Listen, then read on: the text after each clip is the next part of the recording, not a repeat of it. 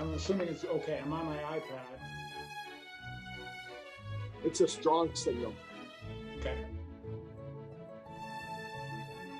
That's usually tied to strong personalities.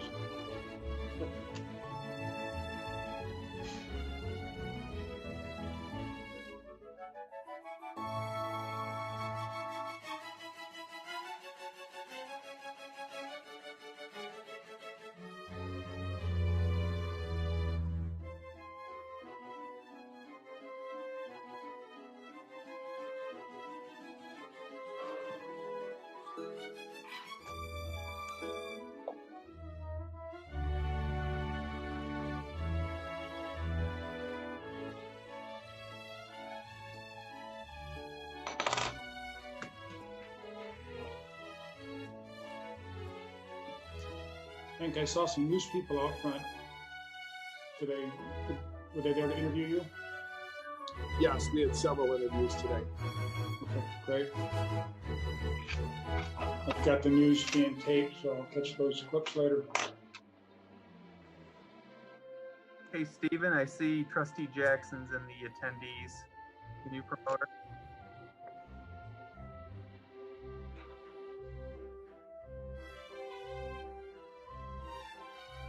Hey, sir?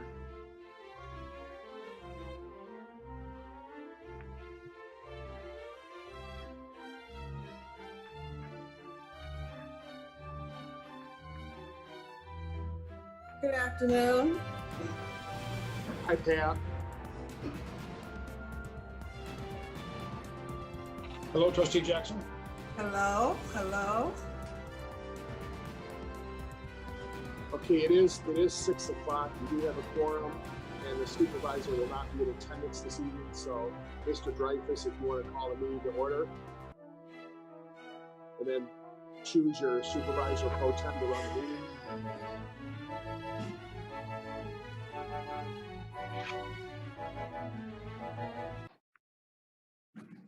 You have to unmute. It's 6 o'clock. We're going to call this meeting to order. This is a regular meeting of the Charter Township of Meridian. It is a virtual meeting being held on Zoom. The Sioux Township Supervisor, Ron Steica, is not present at tonight's meeting. First order of business is to select a supervisor pro tem. Is there a motion on the floor? Treasurer DeShane.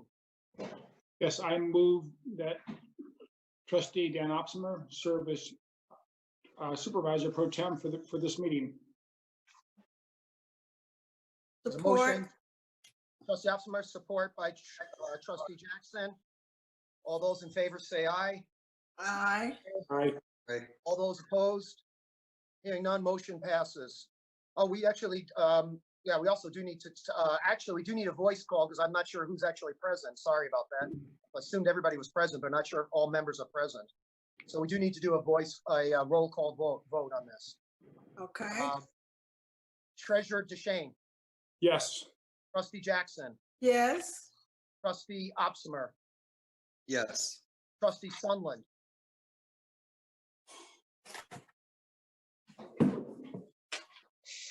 Trustee Sunland. Okay, do not see here Trustee Sunland. Trustee Wazinski Yes. and Supervisor Steica is not present and Clerk Dreyfus votes yes. The motion passes 5-0. All right. Am I in? Trustee. Hi. Trustee that? Sunland is in. Okay, Trustee Sunland, there was a motion for Supervisor Pro Tem. Trustee Opsimer. All right, we are now on to agenda item number 2. Thank you, Clerk Dreyfus. Am I in? So everyone could join me. Okay, hold on a second. I didn't get the vote from Trustee Sunland since we missed her. I didn't know if she was present or not for the vote. Trustee Sunland, were you present for the vote? Yes. Okay, and did you vote? Yes. Okay, motion Oh, yes. passes 6-0. Now you can proceed. Thank you, Clerk Dreyfus. We now move on to agenda item number 2. Could everyone join me in reciting the Pledge of Allegiance? I pledge allegiance to the To the flag flag of the United States of America and and to the republic which which it stands stands, one nation, one under nation, God, indivisible, indivisible, with with liberty and justice for all. Thank you. We are now on to agenda item number 3. Mr. Clerk, could you please call the roll for this evening?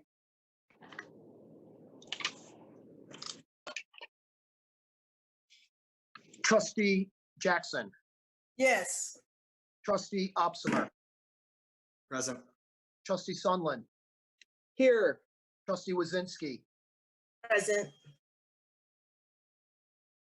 supervisor Stika is not present, clerk Dreyfus is present, and treasurer DeShane. Present. 6 members are present, 1 absent. Thank you, Clerk Dreyfus. We are now on to presentations, which we have none this evening. Moving on to item number 5, which is citizens addressing agenda items and non-agenda items. I do not have Supervisor Stika's script in front of me, but I would just remind the public at home that this is not an opportunity to engage in a dialogue with the board. But if you have questions, please present them to us and they will be addressed later on in the meeting and in subsequent communications post-meeting. And I see that we do have a number of members of the public in attendance for the virtual meeting. And Mr. Geebies, could you help guide any members of the public wishing to speak this evening to do so? Absolutely. If someone's interested in participating through the Zoom interface, they can, of course, use the raise hand feature that should be on the toolbar inside the Zoom application itself. If you click that button, we will see your hand raised and we will call on you. Alternatively, if you're participating via either the stream on hometv.net or the Comcast Channel 21 Home TV regular stream, you can dial 517-349-1232. And as I said a moment ago, you can, of course, raise your hand inside the Zoom interface. I am seeing no raised hands, and I am not hearing any telephone calls ringing. Okay, let's just give it a few more moments here to see if anybody wants to call into the line.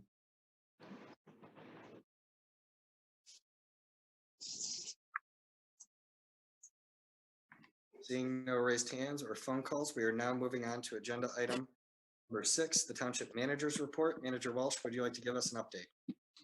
Thank you. First thing I'd like to do is let you know that our leadership team is meeting with President Stanley at MSU next week.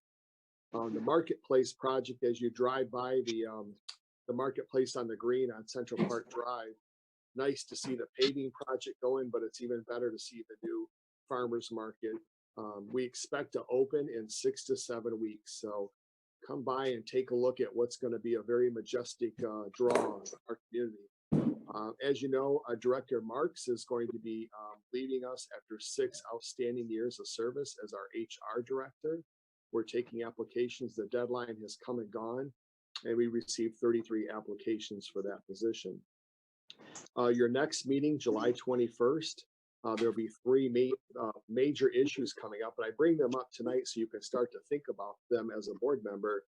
The land preservation, the fire and police millages, which all expire this year, and the board needs to decide, start to have a discussion on July 21st and then make a final decision on August 6th on Thursday at your next board, your meeting following that, because the language has to be to Clerk Byram by Tuesday the 11th.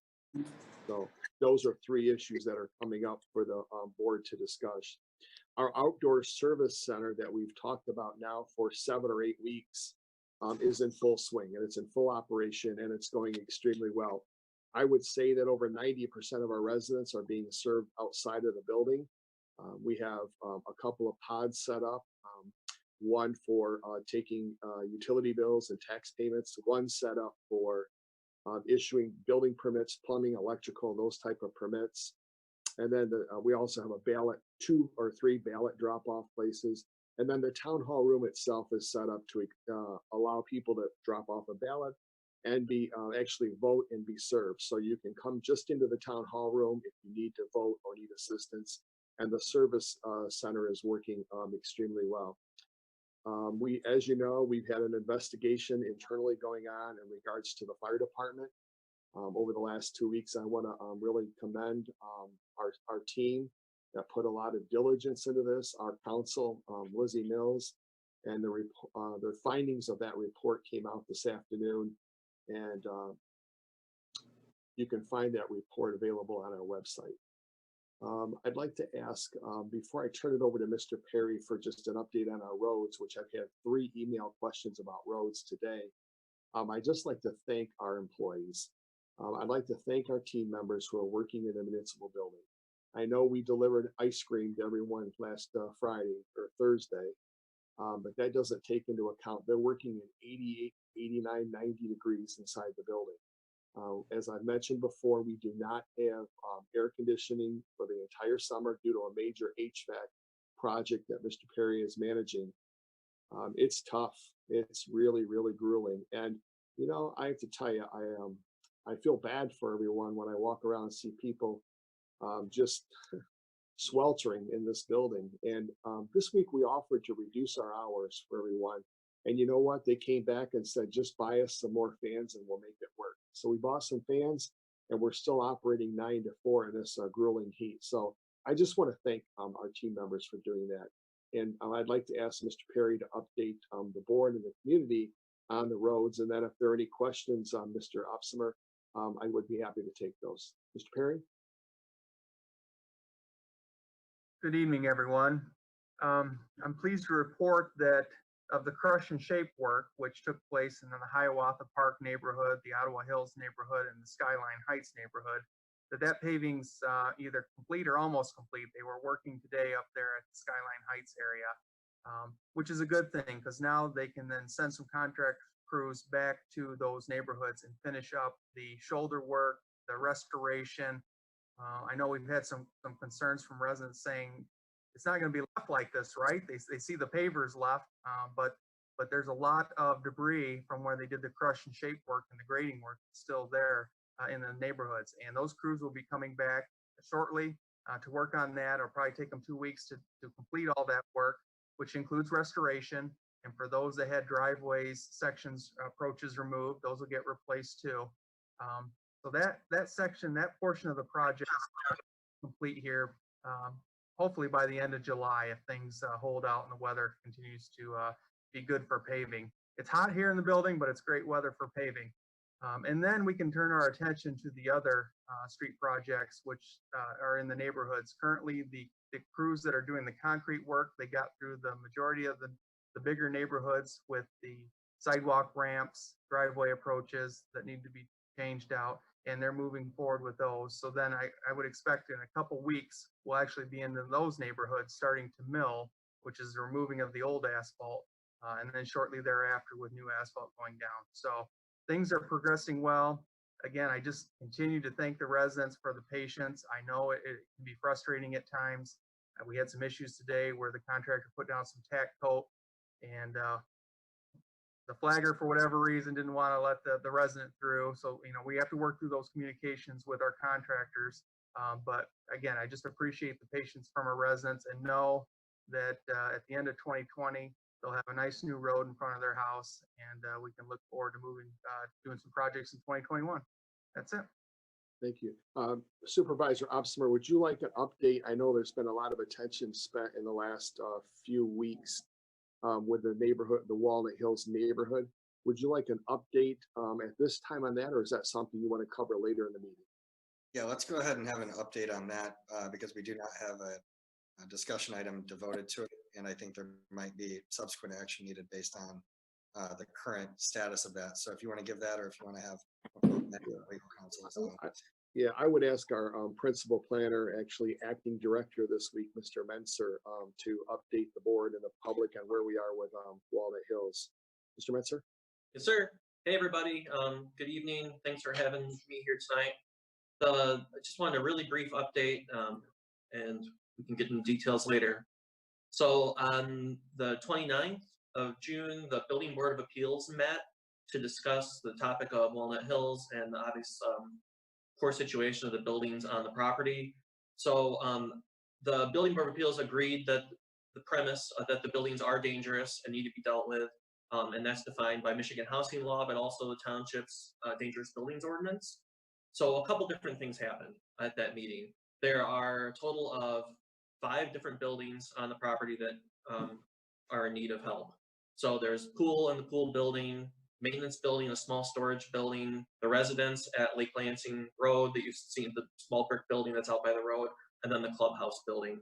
So ultimately what happened was the Building Board of Appeals agreed that the 4 of those buildings, everything except the clubhouse, needs to be demolished as soon as possible. So what that does is sets a date of August 13. So those buildings have to be commenced, like the demolition has to commence on those buildings by August 13th, and it has to be finished, completed by September 3rd. The clubhouse building, the Building Board of Appeals decided to allow the owner to secure that building rather than demolish it right away, and set some standards for that. One of those was it had to be fully secured by noon the next day, which was June 30th. So upon check by our code enforcement official, that didn't happen. That building was not secured as agreed to during the meeting. So really it's found to be in violation of the order, and township staff is in a position where we're going to have to deal with this. There are several really legal options at our disposal. I won't even pretend to understand and all of the details of all of them, but really at this point, what I wanted to share with you is, the clubhouse is a violation. The ultimate result of any path we take is going to be that not only all the other 4 buildings get demolished, but also that the clubhouse gets demolished. But it's really how do we get there? Each option has strengths and weaknesses, and really related to time, cost, and then our risk of ending up in court. So staff is working with legal counsel to identify the best path forward. Either way, that decision is going to come to the township board at a future meeting. That can occur, has to be 30 days after that Building Board of Appeals meeting that was held on the 29th. So 30 days later, really probably your first meeting in August, that would be on a board agenda for further discussion. I'll be available later if you have any further questions. Okay, now we will take questions from the board. Treasurer DeShane. Yes, so at the Building Board of Appeals meeting, the owner present. Peter? Yes, the owner was present. We held the meeting via Zoom, and he was there.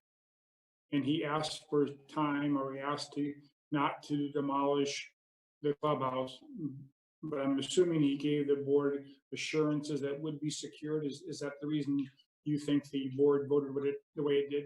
Yeah, effectively, he was able to convince the Building Board of Appeals that they haven't yet determined whatever future plan is going to happen on that property. They hadn't determined whether that clubhouse fit into that or not. So the Building Board of Appeals said, okay, we'll go with that and see where this whole thing goes, but under the premise that this building gets secured immediately. Obviously that didn't happen, so now we're in a position where we've got to seek a remedy to that, because that building is dangerous. It continues to get broken into and graffitied and windows broken, and it's pretty clear to, I think, anyone watching that the property owner isn't interested in securing the building to the manner in which the township desires. That was what I was getting at. It appears that he said whatever he had to say not to have the building torn down, and then proceeded to immediately ignore the promises that he just made the night before the board. Is that correct? That's my impression, yes. Thank you. So just one clarification on that as well. The documents that our township staff have secured shows that the windows are not only broken out, but there are huge shards of glass within every window frame. I mean, it's a dangerous hazard whenever any of those boards come off the building, because you have children wandering onto the site. And so really it's the pro and con weighing of the hazard to the public or any children that wander onto the site and could injure themselves versus whatever future use of the building is maybe. But the prospective plan, I believe, that was passed through the mediation didn't include the clubhouse, correct? Mr. Menzer? So it included the demolition for sure of all the other buildings, but they allowed him to the opportunity to secure the clubhouse. Now that hasn't happened, he's in violation of the order to secure it, and now we can pursue methods to get that building demolished. Okay, we have to wait 30 days for that to come back to the board. To get it on a board agenda, yeah. And there's definitely more details than that in terms of exactly what our options are. But we'll be able to figure that out soon here. Okay. Any other questions and comments? Trustee Jackson. I'm just wondering, Peter, if the owner has any other appeal opportunities based on the final decision to demolish the clubhouse building. I don't know the answer for sure. My impression is no, at least for the 4 that have the order to demolish. It sounded like, depending on which path we go in terms of getting the rest of the buildings down, that there may be some sort of, and we're trying to avoid that situation. Okay. I was particularly asking about the clubhouse building once they didn't satisfy the immediate remedy for securing that building, but. The way I understood it is it's up to interpretation. They certainly could file something, but we weren't expecting, it sounded like our case was pretty solid either way. Okay. Thank you. Other questions or comments from the board? Trustee Wazinski.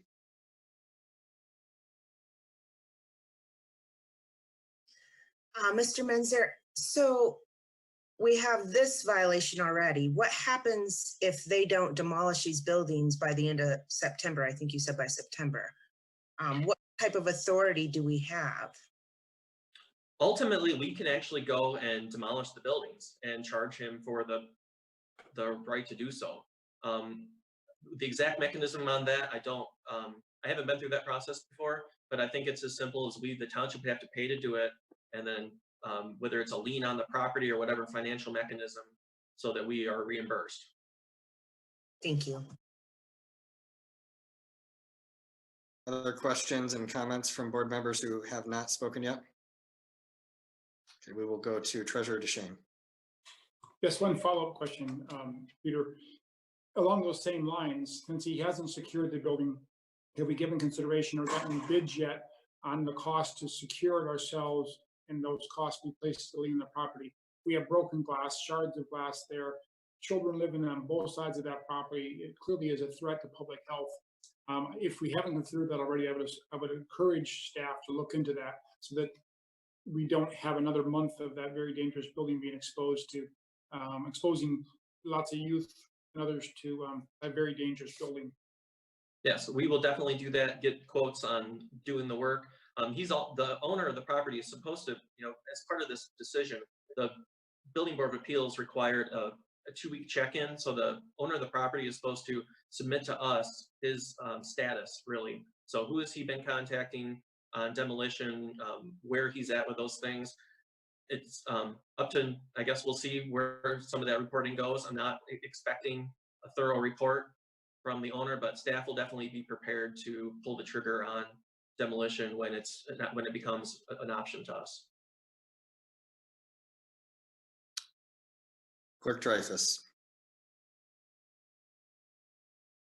Does the owner indicate, even because he seems like obviously he's not particularly someone that we actually work well with in the past here, is he someone that would potentially block this in court himself? I mean, has he indicated again how far he would go if he really at the last minute can he issue a cease and desist through like a court injunction?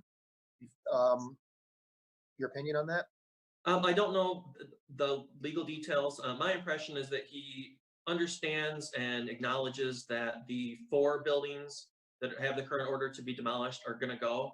I think the clubhouse is, what I understand is he's still deciding, and you can take this for what it's worth, whether or not it is a part of a future development. According to the agreement with the township, it's not. So really, we're not sure what the thought is on the clubhouse, but I would, if I had to bet, I would think that all the buildings are going to be down here by the end of the year. So, and just to clarify, because I had a number of meetings with our legal counsel on this, what the owner could do is take us to circuit court and tie it up in the courts. I attended the Building Board of Review meeting, and it was very apparent based on Mr. Schaefer's approach to the meeting that he does not like his odds, and our legal counsel believes that we have a very strong case under the dangerous building law, the state law, to compel these buildings to come down. So he would essentially be spending, thousands, if not tens of thousands of dollars in litigation fees to take us to circuit court. And it did not appear at all that he had any inclination to go that route based on how the building board of review meeting went. And I think if there's any other odds and ends here, and that was my question earlier, Peter, was the clubhouse part of the mediation that we went through for the site plan? And that's what you just clarified, correct? That it's not part of the site plan that was produced through the mediation. Yeah, there was just a residential neighborhood. The clubhouse wasn't part of it. Yeah.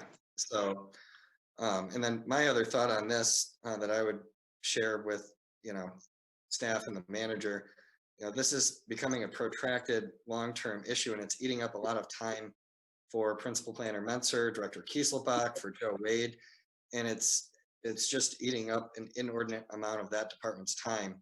So dealing with the issue not only solves the nuisance issue for the neighbors and provides for the health and safety of the neighbors living adjacent to it, but also make sure that this isn't an issue going into next year, because this is obviously a department that handles a great deal of work with all of the site plans that applicants and landowners bring to Meridian Township.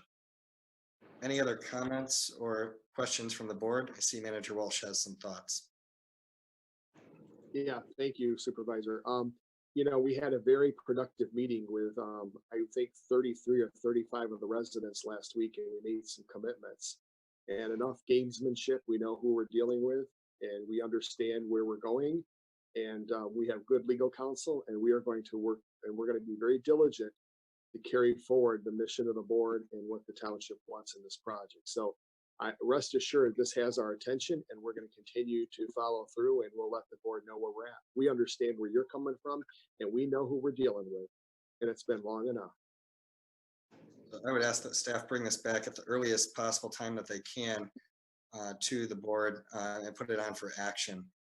The Building Board of Review acted in the same meeting, and time is of the essence on this. So the first available meeting where this can legally be on the agenda, let's put it on for action. Okay, thank you. All right, any other questions or comments? Seeing none, we are now moving on to approval of the agenda. Or actually, I'm sorry, board member reports of activities and announcements. Who would like to go first? Treasurer DeShane?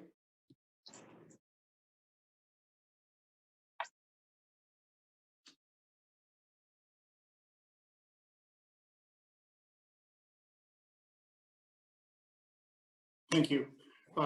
Real briefly, on June 17th, the Lansing Regional Chamber of Commerce from Meridian East Lansing met. On June 18th, the Transportation Commission met. First time it had met in a few months because of the COVID shutdown. And on July 1st, also attended the General Commission with Trustee Wazinski. And before that, the tree team, which is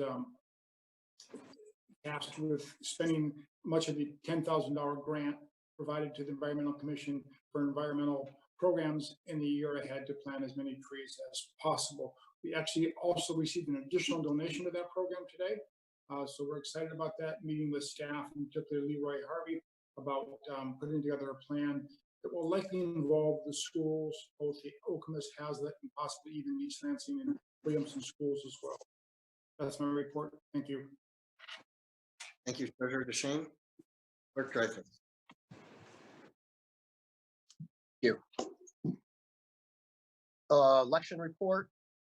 The August 4th primary is approaching. We are 4 weeks away, actually. It's amazing how fast it comes upon us.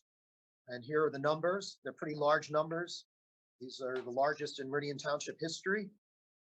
We have sent out, combined with the state of Michigan, we have sent out 29,268 absentee applications for an absentee voter ballot. Out of those 29,268 of those, 11,090 applications have been returned so far. And out of those, we've sent out 10,918 ballots so far. and we've received back just shy of 1,700 ballots back. 1,694 ballots have been received back. So these are very large numbers. We don't know exactly how that's going to play out for the precincts, but we're basically assuming that we're going to have a very low turnout at precincts, which is a great thing. Hoping, I never hear me say that ever before, but hoping for a super low turnout in precinct. And we're already going to have extraordinarily high absentee voter turnout. For voters that want to vote via absentee ballot, and we do get questions right now. People think they missed the deadline. Anybody can get an absentee ballot all the way up through Monday, August 3rd. Voters can get one in a number of ways. You can still vote by absentee ballot. You can submit an application to our office. You can get a ballot mailed to you, or you can engage in early voting right here at the township, in our township hall. We set up a safe place for people to vote with social distancing in place as well. You don't have to come into the building. You can come straight into the township hall from the parking lot area as well. Election report. Clerk Dreyfus, other board members, reports and announcements.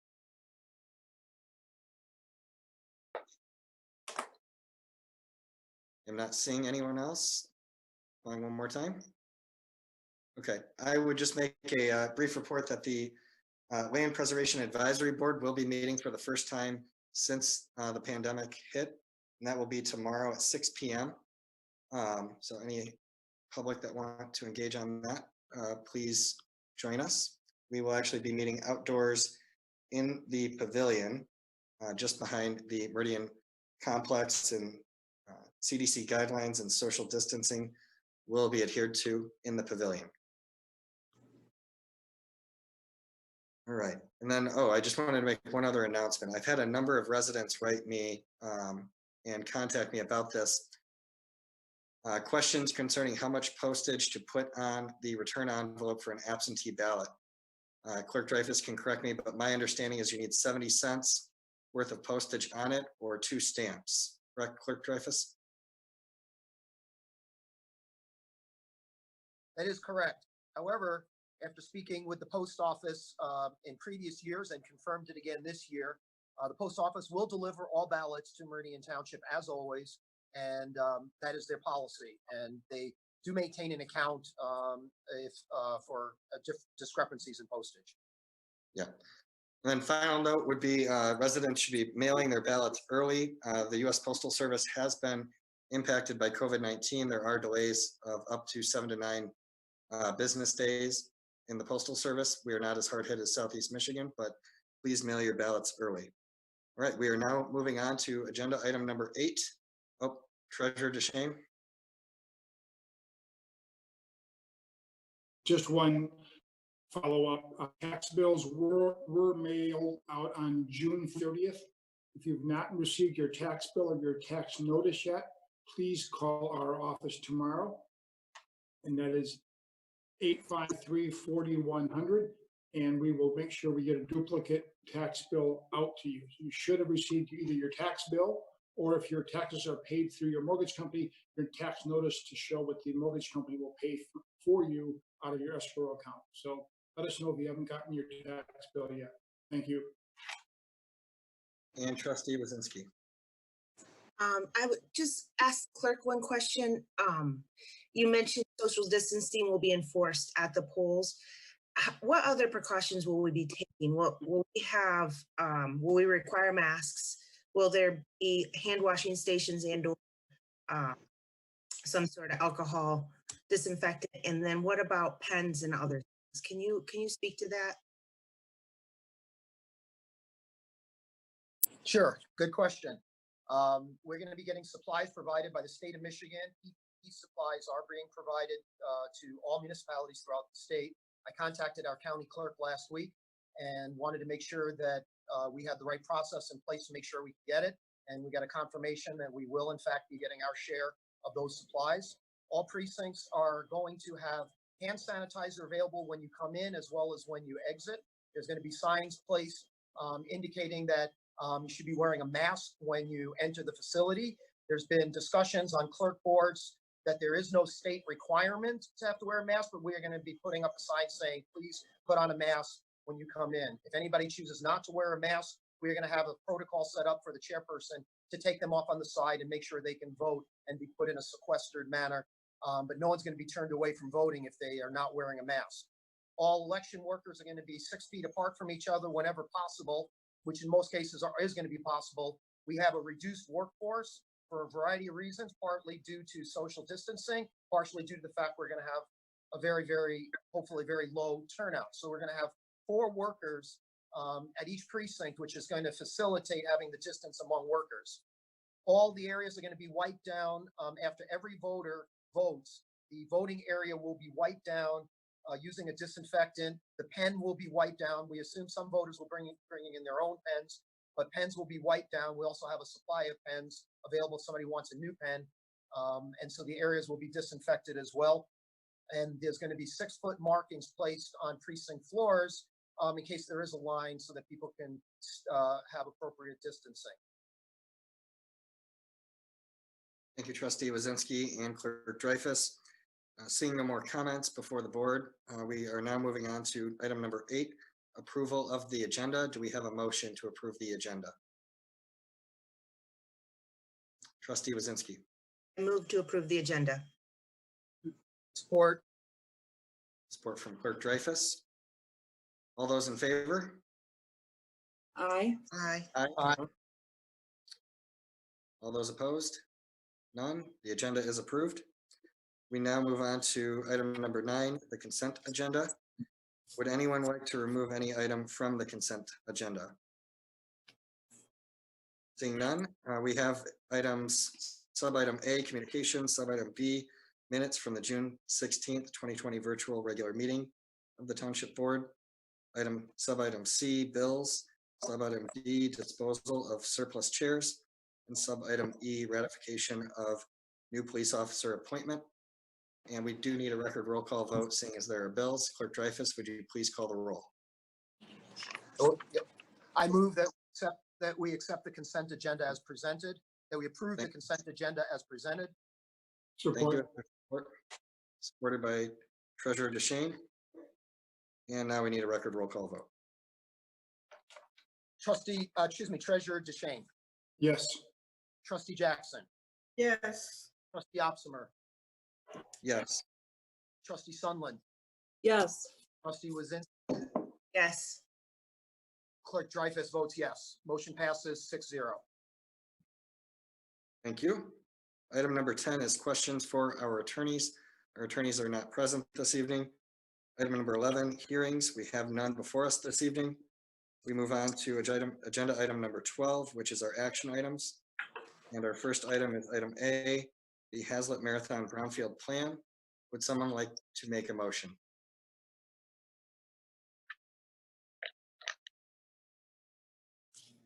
Yes. Trustee Move Wazinski. to, Trustee Sunland. move to adopt the resolution approving the HASLETT Marathon Brownfield Plan in an amount not to exceed $304,483 over an estimated 27-year period. Support. Supported by Trustee Wazinski. All right, discussion on this item. Trustee Sunland, would you like to start discussion?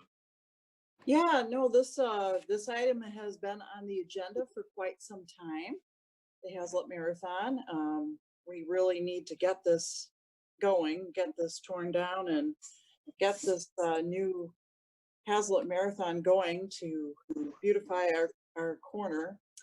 And so I'm just approving it or voting for approval. Other board members that would like to comment on this item? Clerk Dreyfus. I will briefly comment. This is obviously, we talked about this quite a bit. I'm opposed to the project itself, as I don't feel it's a good use. It's a good direction of what I would call revitalization. I don't believe it's going to beautify the area. I believe it's going to make it slightly less beautiful by having the building too close to the road. I don't in favor a commercial, convenience store in the direction that this is going in. I do support brownfields, and I believe the concept of brownfields is an excellent concept to help redevelop distressed areas due to environmental contamination, but I do not support this brownfield either because I don't believe it's the appropriate project for this area. I believe the existing station is a very good-looking station. I think it has a unique identity. I think it blends in well, and I think that I would have supported a redo of the station, not this kind of a development of a convenience store using brownfield tax dollars to help finance the construction of this convenience store. So I'm going to be voting no on this project, on this brownfield. Other board members, Treasurer DeShane. I will be voting to support this brownfield. I think I've compared this the marathon to a Hollywood movie set in the past. It looks great from the road, it looks great from the distance, but once you get past the facade, it's dirty. Most gas stations are dirty. This one is especially dirty. $304,483 have been needed to fix it. It's over a 27-year payback. It's a good investment. I'm excited about it. As for the convenience store, the reality is that the consumer likes to buy groceries at non-traditional places, and this convenience store will fulfill that need. I'm excited about the fact that it's close to the curb. It will slow down traffic from the south and from the east. It will provide the sense of us we're trying for here, which is to make this more of a walkable area. We fought hard to get this plan. We actually had to go to court, and we prevailed in court. So we've supported the plan. It's been on the agenda for 3 years. I'm really excited about this last piece of the puzzle fitting in place, and looking forward to them breaking ground and the new development. So I will be supporting this. Thank you. Trustee Wazinski. I'll also be supporting this project. I, like Treasurer Shane, think that pushing that building forward will create a more safe environment at that corner. It's an ideal place for an existing gas station or a new upgraded and safe gas station. And I agree that when you go to, if you're making a stop, you like to have that convenience of purchasing other items. I think that also actually adds to the economic value of that property for that homeowner as well. But most importantly, I think the biggest component here is that we're cleaning up the contamination on that site. Without the brownfield plan and without that redevelopment, those things wouldn't likely happen. And so we're going to take that site to clean up all of the contamination to a place that makes it healthy and safe for everybody around there. I think the brownfield plan is well completed. I think it adheres to all our federal and state regulations to make that a safe site. So I think it's really important that we have a viable, walkable community, but also that we are removing contamination that makes it unsafe for the community. Trustee Jackson. Yes, I would note that the character of the redevelopment project has been long decided much long ago. And what is before us today is the request to essentially ratify the of the Brownfield plan by the Township Brownfield Redevelopment Authority. I will be in support of this plan, which is required to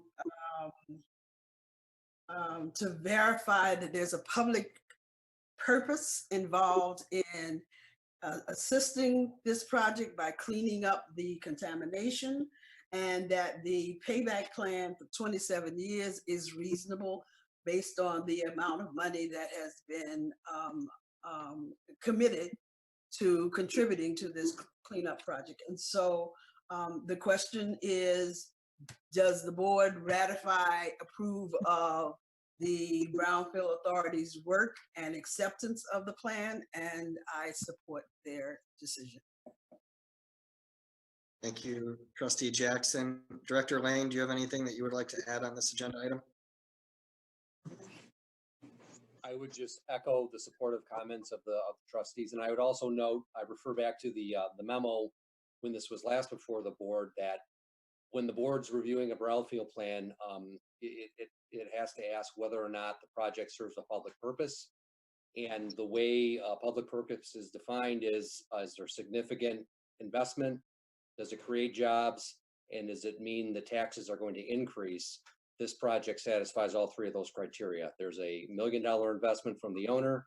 It's going to retain 7 jobs, create 5 new jobs, and the tax capture revenue is estimated to increase significantly. So I think this is a good public project, and it's what the brownfield statute was designed to support.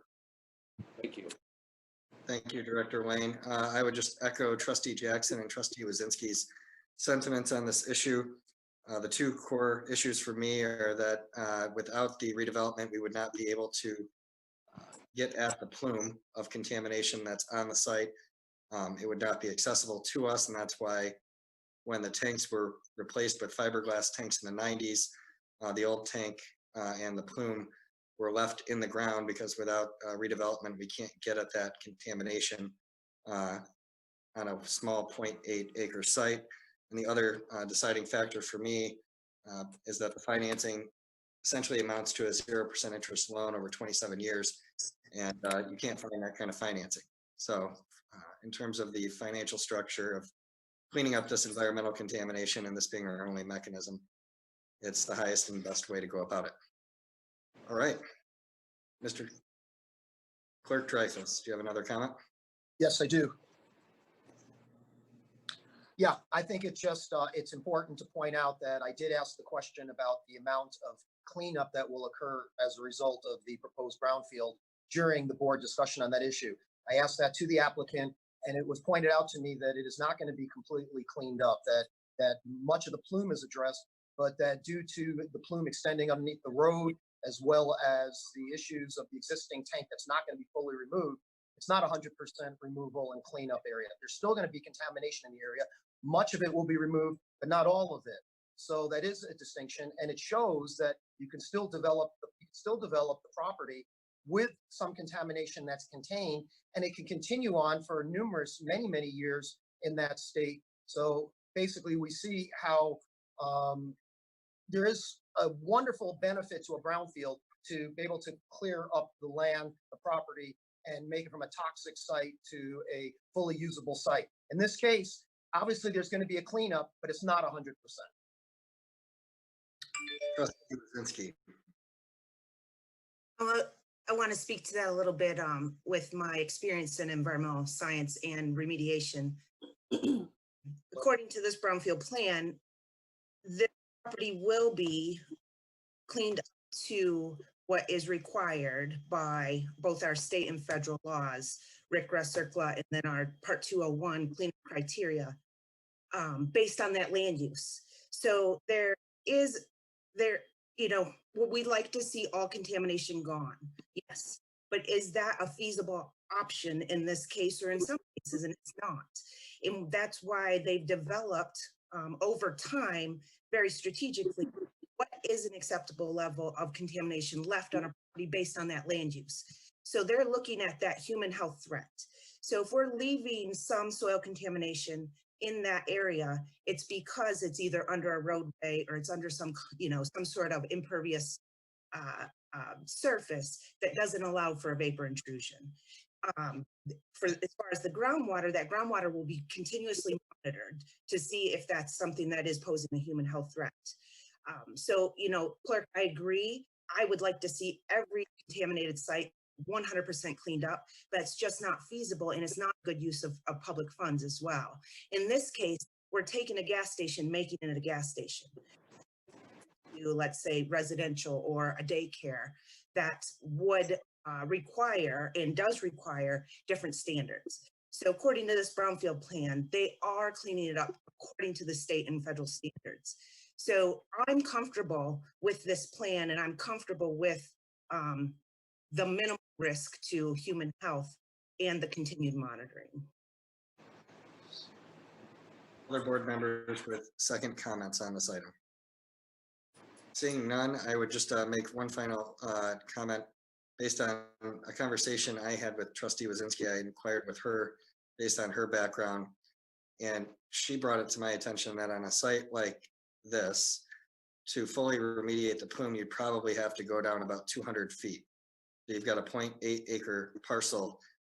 It would be infeasible to shore up the road and to not create the prospect for sinkholes on that corner, to excavate that much soil and then to refill it with clean soil and backfill it. So you could create other infrastructure issues like sinkholes that we've seen in Macomb County, and you would negatively impact the neighbors because you could not possibly take care of that level of debris on the site, given its acreage. Trustee Jackson, did you have a second comment? Yes, I would add to that.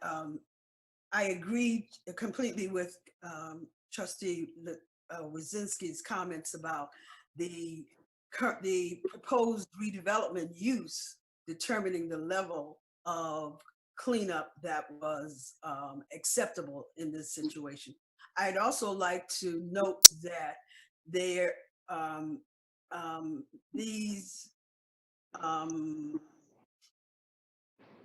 this owner actually has developed a very extensive plan of monitoring the gas station land use after redevelopment, so that we can be relatively assured that there will not be other instances of new contamination because this is a gas station. And so I will support this motion. Thank you, Trustee Jackson. Seeing no other comments before the board, Mr. Clerk, would you take a record roll call vote on this item? Trustee Opsmer, Yes. Trustee Sunland, Yes. Trustee Wazinski, Yes. Treasurer DeShane, Yes. Clerk Dreyfus votes no, and Trustee Jackson. Yes. Motion passes 5-1. Thank you, Clerk Dreyfus. We now move on to agenda item number 12B, amendment to Chapter 82, Vegetation. And this is final adoption. Is there a motion on the floor? Treasurer DeShane. I move to approve the resolution for final adoption of ordinance number 2020-07 to amend Chapter 82 Vegetation to prevent weeds, grasses, brush, and other vegetation from growing to a height greater than 8 inches within 75 feet of a sidewalk. Supported by Trustee Wazinski. All right, discussion on agenda item 12B. Treasurer DeShane, yes, you are the motion maker. Thank you. Yes, having made the motion, we did discuss this extensively last week. It is in some ways a unique ordinance addressing a unique situation, the one we find up at Walnut Hills. It is, but it's the only way to address that problem, it appears. This is not a general vegetation ordinance, but more one very specifically focused on vegetation where there is a sidewalk present. That's very different than a natural area, a road without sidewalks. Areas that are developed with a sidewalk have a certain expectation of how the vegetation will be kept. Doesn't apply to every parcel in this township by far, but it does apply to those that have been plotted as these have been with sidewalks. So for that reason, this is a good amendment, and of course, I'll be supporting it. Trustee Wazinski is the seconder. I would add to Treasurer DeShane's clarification that this is only 75 feet from a sidewalk. But also there's been some conversations about how this would maybe affect some other vegetation. And I just want to note that in the existing ordinance, it says specifically that nothing in this section shall apply to trees, flower gardens, vegetation planted for ornamental purposes, vegetation in vegetable gardens, vegetation in fields, agricultural crop, park land preservations, trails, off-road pathways, and public utility installations. So I want to note that there is some very specific vegetation that is beneficial to the community, to different property owners, but that is covered in this ordinance, and that will not be changed.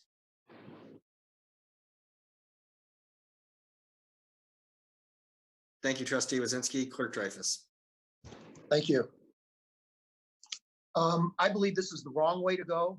There is a problem at Walnut Hills, is a vacant property, and there's grass growing that's impeding the sidewalk. And the issue is we need to have that cleared away from the sidewalk. That's the problem. What we've done is taken a one-off situation and then changed the ordinances, which has been attempted in the past and other things, and is generally not a good way to go when we're dealing with a single issue. In addition, this would be best served if it was only being dealt with on vacant properties and not as a township-wide ordinance involving vegetation. It should be specifically a part of the vacant building ordinance and not as part of our general ordinances in such a broad manner. Furthermore, 75 feet to mow is a very large amount. It's very subjective. Some people feel it's a small amount. Many people, other people feel it's a very large amount to mow. 75 feet back from the sidewalk is way more than necessary from my point of view, as well as some residents who talked to me about this issue. 75 feet is not necessary to prevent safety hazards. It's not necessary to prevent fleas and mosquitoes from attacking passerbys. 10 feet is more than enough to prevent mosquitoes and pests from attacking the legs and people who are walking by. So this was an arbitrary number. In fact, even the planning department staff came back with a 35 or 40-foot recommendation in general, trying to make that more compatible with some of the other existing ordinances. The 75-foot is an attempt to shoehorn in based on an unrelated ordinance about going backwards from structures. This is not going backwards from structures, using that as a measurement of 75 feet to mow. This is going from a sidewalk. They are not related. Just because we're dealing with lawns and mowing and we're dealing with sidewalks and buildings does not mean the two different proposals are related. They're separate. The easiest way to handle this would have been to create a vacant ordinance change that would have allowed us to address this specific issue. We also should not have gone just to arbitrarily to 75 feet because the proponent of this happened to like this from the beginning, and just we wouldn't budge from any change at all from that number.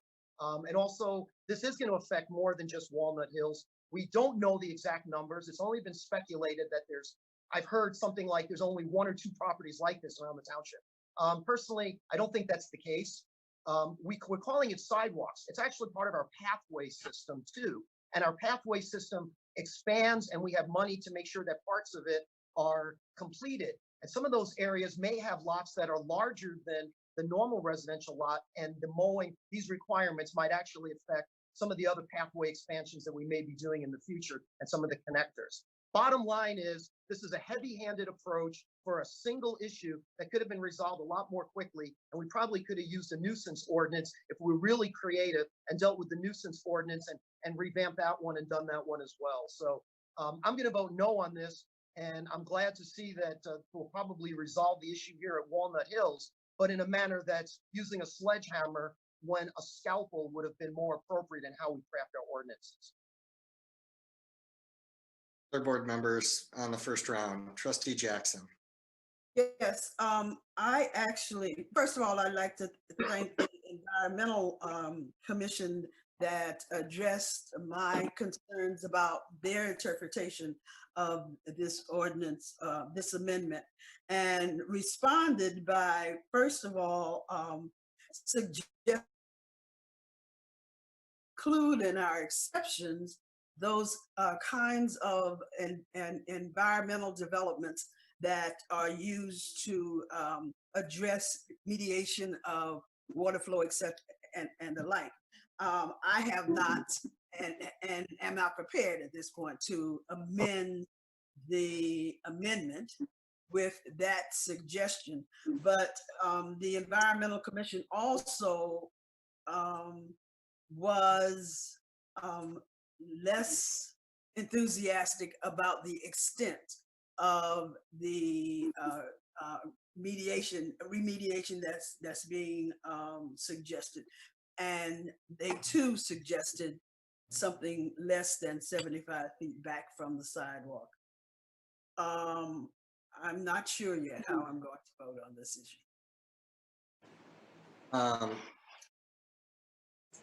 Okay, other board members on the first go around? Seeing none, okay.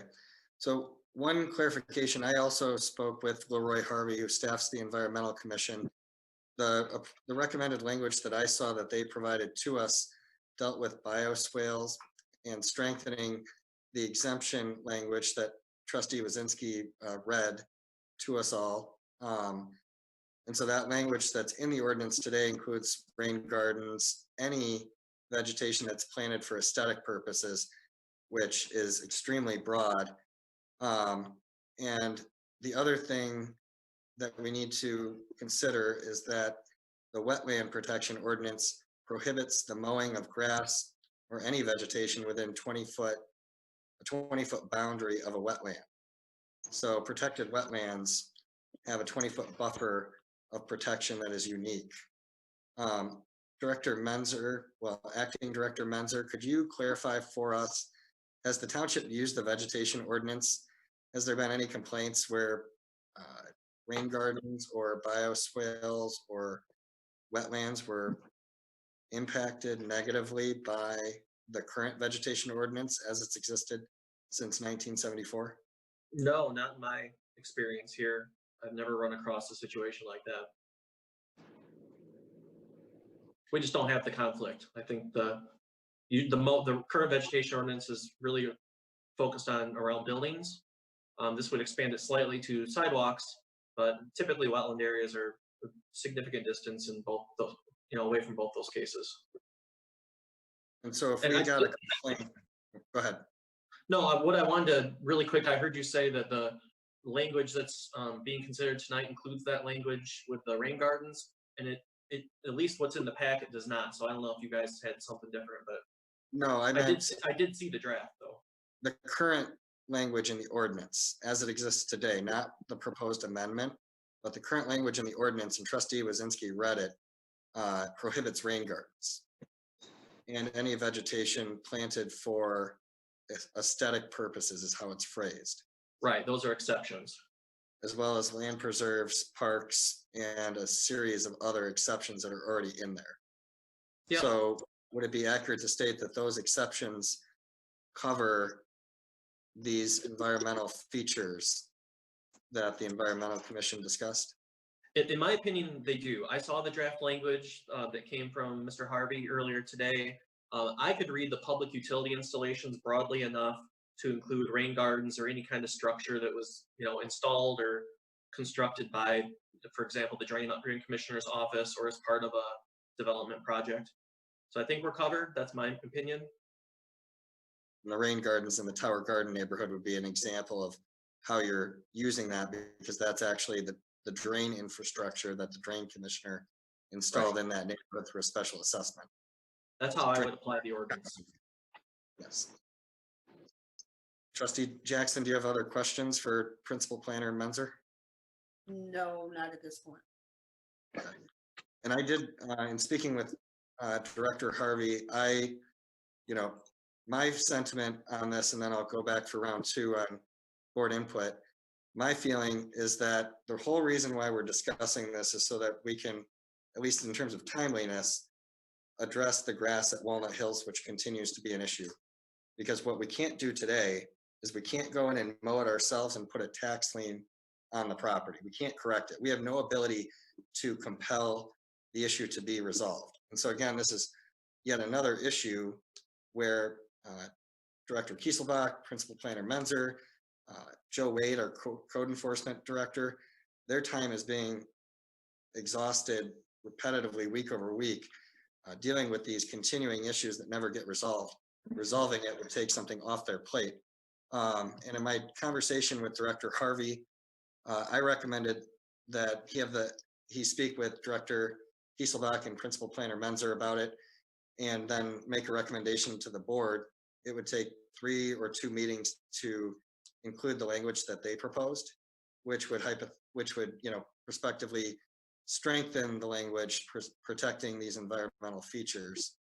So that's something that we could take up at our next meeting in July or the first meeting in August, depending on when the Environmental Commission gets us the recommendations. And my final comment as it relates to the 75 feet. So there's actually two parcels on Okemos Road, south of the entrance to Briarwood today, that have about 36-inch tall grass. I don't know if anybody's driven Okemos Road recently, but they're vacant parcels and they have a sidewalk in front of them. There's no environmental feature. It's just tall grass that was allowed to grow because there's no home and there's no occupant maintaining the property. So it's the exact same thing as Walnut Hills. The difference here is that these are smaller parcels. The frontages are like roughly 80 to 100 feet. So if we were to go with 40 feet or 45 feet for the requirement here from a sidewalk to mow, those homes on the other side have like 20 to 30 foot setbacks just from the parcel line. So the only mow radius would be 40 feet off the sidewalk and then 20 feet, 15 feet off the property line, because those homes adjacent to it are so far away that they eat into that buffer zone. And you're just going to end up with the center of the parcel not being mowable. And if we go in and mow it and then put a tax lien on the property, if we're compelled to have to enforce it, then the property owner could contest us in court for part of the work being done. So the point is just on these parcels to be able to have that radius get at the circumference of the property and all of the square feet within the parcel. So that's the intent. And again, it doesn't apply to any of the environmental features, which have always been protected since the ordinance was adopted in 1974. Other questions? Second round, if anybody would like to. Trustee Wazinski. Just a couple things. I wanted to speak to the clerk in suggesting vacant buildings. And, I initially thought that as well. We could look at vacant buildings and how would that affect our community. But then to speak to what Trustee Opsimer just said, as I thought it through, we have these vacant properties that don't have buildings on them. And if they sit far enough back from other buildings, we don't have any authority to have them mow and keep that area safe for those passerbys, and just, to make sure that the property itself is safe. So I just wanted to note that too, that there's vacant buildings and then there's vacant parcels, and both of them play a little bit different into this in 75 feet. So, I've went back and forth about the 75 feet as well. But again, just to reiterate, if we can mow 75 feet and leave a big, patch in the middle, how do we do that as a township, and how do we enforce that, and how do we not end up in court if that in fact happens? And I just also want to reiterate that that the language, potentially proposed by the Environmental Commission, it is something that is specific to bioswales and rain gardens and butterfly gardens.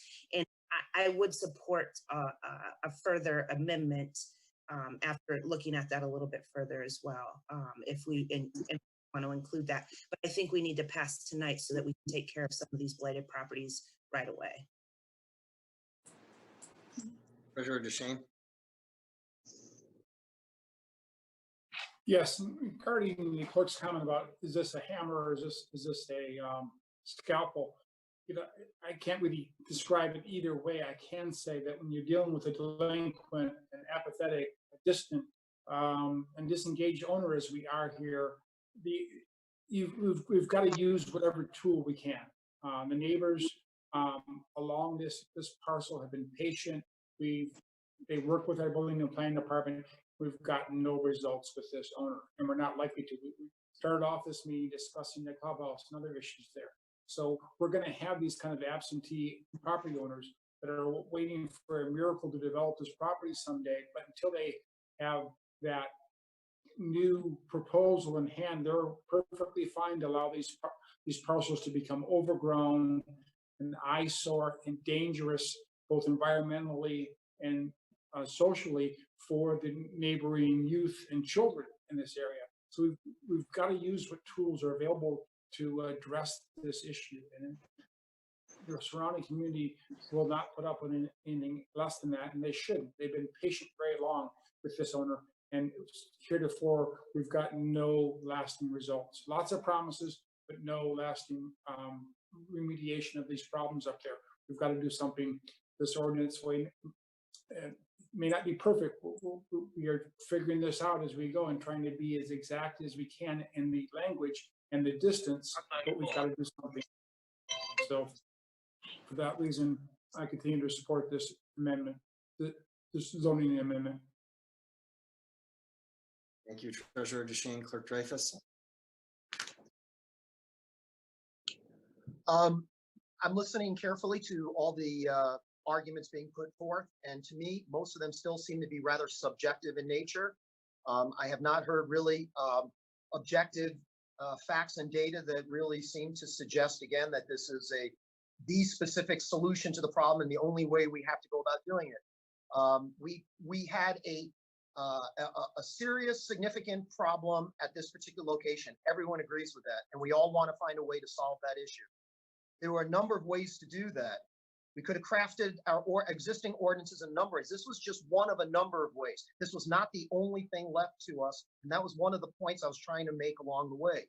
We didn't have to go this exact route. The second point I was trying to make is we didn't have to use 75 feet.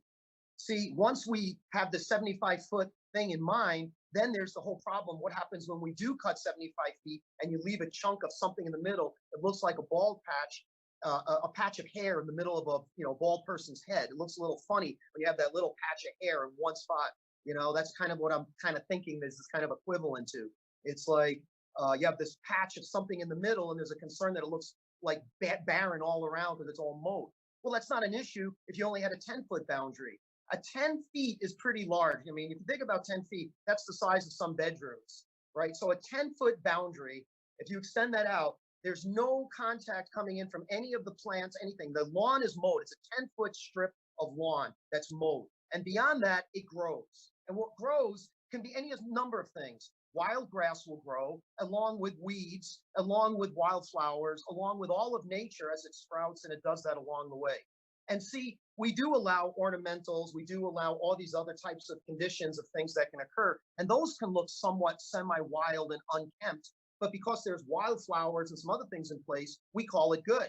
Those can also harbor some of these so-called pests of fleas and mosquitoes, but they're part of an exempt category of plants and landscaping that we say is good. There are many people in this community that don't want to have contact with grass as they walk along a pathway. So they need distance away from that, and for good reason, as we've all agreed. Nobody wants to have mosquitoes and ticks jump from a foot or two away from you on a sidewalk, which they can do if it's that close. 10 feet back, you are not going to get those types of insects coming in contact with people. And when you have it grow like that, it actually can look nice. Many people would appreciate the look of natural areas that grow when you have a nice 10-foot buffer all around it. That's my subjective feeling, and I know there are residents that agree with that subjective perception about landscaping as well. It is not a safety issue. You have a 10-foot boundary around the property that's needed. Then, in both cases, when you have a vacant house or a vacant land with no property, with no structure, in either event, it's perfectly fine because you have this nice, very tidy 10-foot buffer that makes it all look nice and contained. In fact, that's what we do along roadways. Right along my street and many streets, we have a natural wild area that grows with grass and everything growing completely unconstrained. And what happens is we have a mower come by and they only mow about 3 feet. And that's considered pretty good, and it works for keeping things off the roadway and for people who even walk by on the street. 10 feet is a very large buffer zone. But again, we have different people's views on what they think should look good and what feels right and what feels safe. But in reality, 10 foot is safe from many people's views, and it looks good. And then you don't have to mess with any of the interior part of it. It all grows and it goes and it looks nice. It's part of the biodiversity. We don't want just people diversity in our community. We also benefit from biodiversity, and that includes allowing land to grow with the tall grasses with a nice buffer. 75 feet creates all sorts of hassles and problems, and it's all unnecessary. That's the whole point all the way along. And if we wanted to say that we should try it in a try-as-you-go manner, We shouldn't have gone with the largest amount first. You start smaller on a smaller scale and you make incremental improvements in a small way, like the Japanese concept of Kaizen, small incremental improvements. We're doing a super large thing all at once. That's why I referenced the sledgehammer comment. It's a large approach we're taking, boom, rather than a small measured approach that we could actually increase if we needed to. But we wouldn't need to with a 10-foot buffer along Lake Lansing at Walnut Hills. It would solve the residents' problems pretty immediately. Thank you. All right. Would the clerk please call the roll on this item? Yes. Trustee Wazinski, Yes. Treasurer DeShane, Yes. Clerk Dreyfus votes no. Trustee Jackson, No. Trustee Opsimer, Yes. Trustee Sunland. Yes. Motion passes 4-2. All right, thank you, Mr. Clerk. We now move on to agenda item number 12C, Climate Emergency Resolution. And given actually, we're all on digital packets. I would ask, do any of the board members have a hard copy packet in front of them? I do. Clerk Dreyfus, would you mind reading the resolution, giving the thought and consideration that the Environmental Commission put into it? Absolutely. Climate Emergency Resolution. The following resolution was offered by the Meridian Environmental Commission. Whereas on October 8, 2018, the United Nations released a special report that projected that limiting warming to 1.5 degrees Celsius this century will require an unprecedented transformation of every sector of the global economy over the next 12 years. And whereas on November 23, 2018, the U.S. Fourth National Climate Assessment was issued, which detailed the massive threat that climate change poses to the American economy and underscored the need for emergency climate action at all levels of government. And whereas the impacts of climate change and ocean acidification include increasingly devastating wildfires, communities overwhelmed by smoke, drinking water compromised by algal blooms, a rise in sea levels resulting in flooding and the displacement of thousands of coastal businesses and residences, damage to marine ecosystems and food sources, extreme weather events, severe harm to this state's agriculture, forestry, and tourism industries, and introduction of new vectors for infectious disease, increased asthma, and other human health-related problems. And whereas climate change has a disproportionate effect on fish and wildlife populations, many of which require specific habitat conditions and are therefore particularly vulnerable to warmer temperatures, modified precipitation patterns, diminished snowpack, ocean acidification, and other effects of climate change. And whereas climate change and the global economy's overshoot of ecological limits are driving the sixth mass extinction of species, causing a 60% decline in global wildlife populations since 1970. And it could devastate much of life on Earth for the next 10 million years and pose as great a risk to humanity as climate change, according to the Intergovernmental Science Policy Platform on Biodiversity and Ecosystem Services. And whereas 1 million animal and plant species are now threatened with extinction, according to a sweeping new United Nations report, May 6, 2019. And whereas the death and destruction already wrought by global warming of approximately 1.1 degrees Celsius above late 19th century levels demonstrates that Earth is already too hot for safety and justice. And whereas climate change has a disproportionate effect on impacted communities, such as indigenous tribes, rural communities, coastal communities, workers, low-income households, and people of color, who typically have fewer resources for adapting to climate change and are therefore the most vulnerable to displacement, adverse health effects, job loss, property damage, and other effects of climate change. And whereas the world's leading climate scientists, including those in the Great Lakes Integrated Science and Assessment Center, predict that these serious impacts of climate change will worsen if prompt action is not taken to curb emissions. And whereas our Children's Trust May 9, 2019 press release, groundbreaking report shows United States can lead the way towards climate recovery without economic hardship. The report details the technically and economically feasible pathways for a U.S. transition off of fossil fuels. is the first analysis completed in the United States to provide a detailed roadmap for placing all sectors of the U.S. energy system on an emissions path consistent with returning global atmospheric CO2 to 350 parts per million by 2100, which means global heating of 1 degree Celsius, not 2 degrees Celsius. And whereas restoring a safe and stable climate requires a climate mobilization at all levels of government on a scale not seen since World War II to reach net zero greenhouse gas emissions. And whereas in the absence of effective federal engagement, it is the responsibility of individual states, counties, and cities deemed to be laboratories of progress to take immediate leadership actions to address climate change.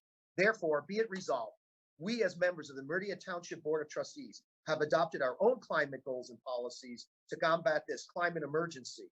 We'll make it a priority to implement the township operations and community initiatives outlined in our climate sustainability plan.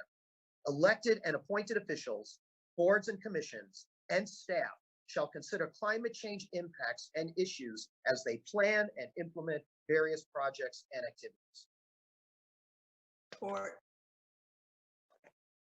Supported by Trustee Jackson. Board discussion on this agenda item. Clerk Dreyfus, having made the motion, lead us in discussion. I think the resolution speaks for itself. It points out the serious dangers in the present and in the future to taking no action to stop temperatures from rising. Even 1 additional centigrade degree above the projected 1 degree above that additional 1 degree can be devastating. So we have a scale here that is rapidly approaching a limit, and we got to do everything we can to fight it. And I'm glad to see that we're going to make a step in that direction to do what we can. Thank you, Clerk Dreyfus. Trustee Jackson as the seconder. Yes, I would only add that this is a kind of second example of a township-wide commitment from the board to this cause. The first was, in fact, our adoption of the climate sustainability plan into the master plan several years ago. And so it essentially accomplishes the same thing. It builds a township-wide commitment to addressing first the plan and the issue of climate change, and I continue to support that cause. Thank you, Trustee Jackson. Other board member comments? Trustee Wazinski. I also support this. I'm proud to be Meridian Township a resident and board member because we do have these already proactive plans. So I 100% support. To speak a little bit to public health, Clerk Dreyfus, you read how climate change disproportionately affects folks with asthma, which is absolutely true. And then also another component of our community would be our aging population. And our aging population is affected by climate change significantly. And that's something else we want to think about, and making sure that everybody's safe, especially in this time when it's really hot or when it's really cold, and making sure they're all safe. So. Treasurer DeShane. Yes, I'll support this, and I want to thank our Environmental Commission for bringing this to us. We have an excellent Environmental Commission. We've got a lot of science in that commission. We've got Dr. Ned Jackson, Dr. Susan Maston, and others, Bill McConnell, Jim Cabasso, Tom Fraser, Chair John Sarver, new member Rose Vaneas, new student Courtney Burzma, and our own trustee and scientist, Trustee Wazinski, on this commission. So they are bringing good, solid science to us. This resolution we may not have seen without their input. Appreciate their bringing it to us and allowing us to bring this issue before the public and show our support for it. We've got to take action to address the climate. It is an existential threat, not just to this community, but into the entire planet. We need to do all we can to encourage using renewable, ecologically friendly fuels here in the township and reduce our energy consumption in the years ahead. Thank you, Treasurer DeShane. Other board members? Seeing none, I would just concur with everyone's thoughts and the time and thought that was put into compiling and crafting this resolution and the very sobering facts and realities that we face with the rising threat of climate change is a very timely reminder as our budget process approaches us, and the need for additional investments in renewable energy, but also something to consider in the future would be, revisiting our discussions with Granger on how to increase recycling at multifamily housing and other areas that do not have readily available access to recycling. Thank you, Clerk Dreyfus, for reading that. And why don't we do a record roll call vote on this item, even though a voice vote would suffice. All right. Clerk Dreyfus votes yes. Trustee Jackson. Yes. Trustee Opsimer. Yes. Trustee Sunland. Yes. Trustee Wazinski. Yes. Treasurer DeShane. Yes. Motion passes 6-0. A resolution passes 6-0. Thank you. And we now move on to agenda item number 12D, the Michigan Natural Resources Trust Fund grant application submission for an acquisition. Director, actually, this is on for action. Trustee Jackson, would you like to make the motion? Sure. I'll read the motion put before us for consideration.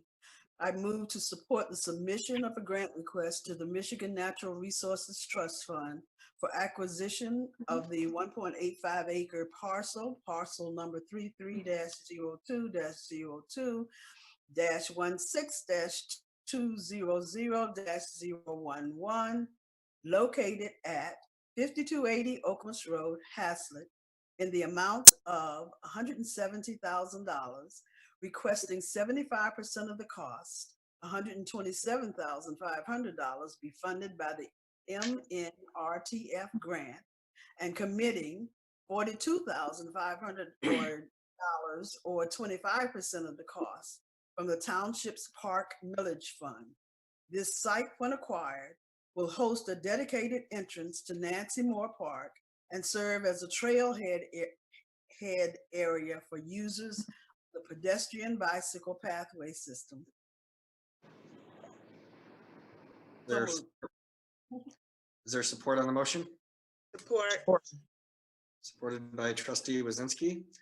And Director Maisner, would you like to introduce this item to us, as this was not on for discussion at our last agenda?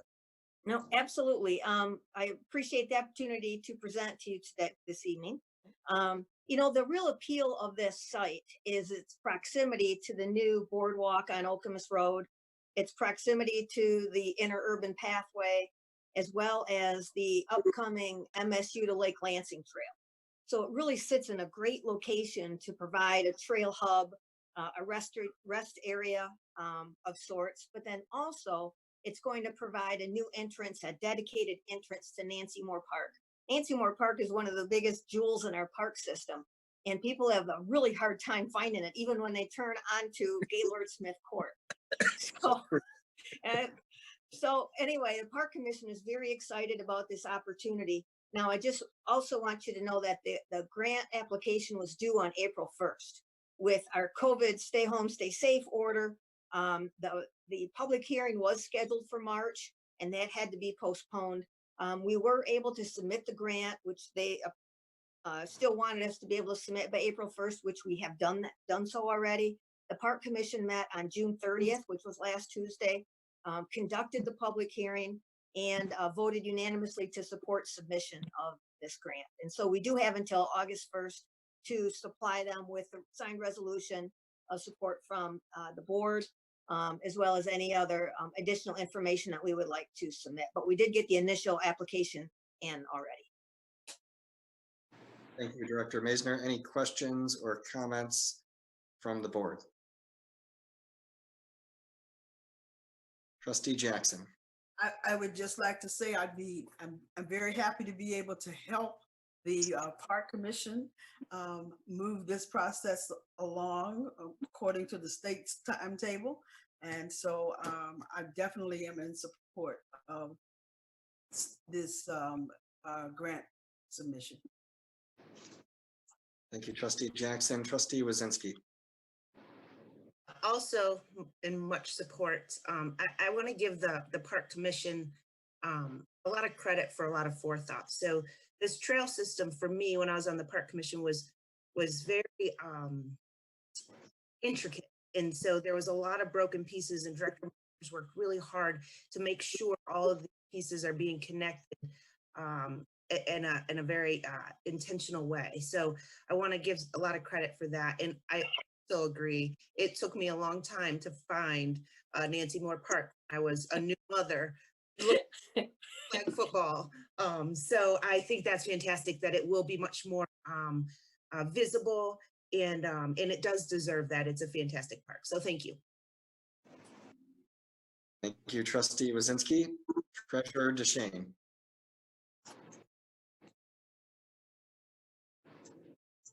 You were muted, Treasurer DeShane. Thank you. I too will support this, and I appreciate the comments of trustees Wazinski and Jackson on this. And as I recall from my days on the Park Commission, that the Central Park redevelopment plan includes a trail, an east-west trail that will go from essentially Town Hall to Okemos Road. And so this would be an excellent west entrance to Central Park as well. I do have a question, Director, regarding the 42.5 from the park millage. Is that displacing any other projects, or is that funding that is available from the park millage without bumping something else from it?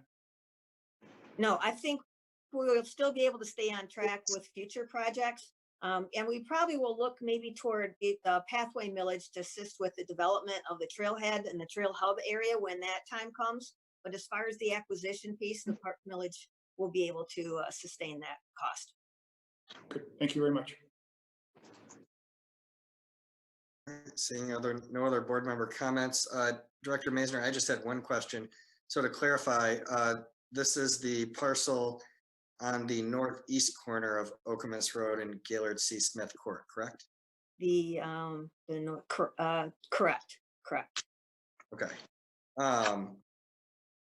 And so just one thing that I noticed in the packet, in case it occurs in any of the application materials, HASLETT and Okemos were cited for zip codes in the packet, and it was East Lansing when I Googled to look at the parcel. Yeah, you know, we've gone back and forth at the Meridian Service Center, is that we were East Lansing for a while with a 23 zip code. And then the post office switched us to a HASLETT address with a 40 zip code. So right now, according to the post office and where we have things delivered, it is a HASLETT address right there. But you're right. In some regards, there are people right next to us who are East Lansing. So Okay. it's been a struggle. We've had to change our address a few times back and forth. You might want to just note the strangeness with the zip codes, because Google Maps, you know, if the Natural Resource Trust Fund tries to Google that address, they're going to find it's prompting them to go to East Lansing 48823. It's very strange. We will we'll take a look at that and make whatever change we need to. So thank you. Excellent. Thank you so much to Director Maisner and the Park Commission for bringing this forward. This is going to be a great trailhead for the Lake Lansing to MSU connector, and as a facility there at the entrance for Nancy Moore, and to bring greater wayfinding and signage for that park. So thank you so much for bringing this forward. And seeing no other discussion from board members, Mr. Clerk, would you please call the roll on this? Yes.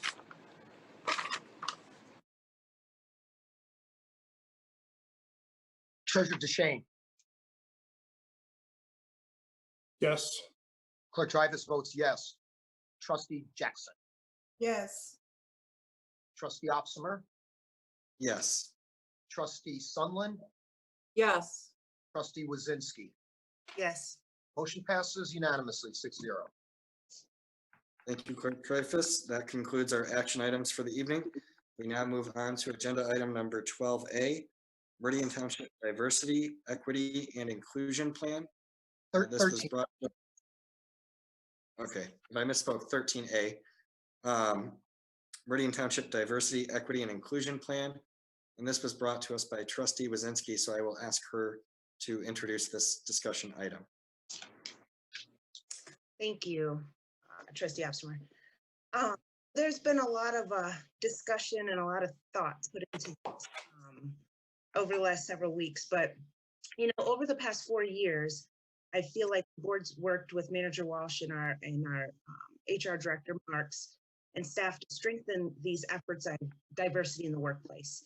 And that's, you know, that's obvious through adopting yet another year for a goal of increasing diversity in the workplace. And that's fantastic. And we've also worked by implementing a scholarship program for minorities into our public service police department.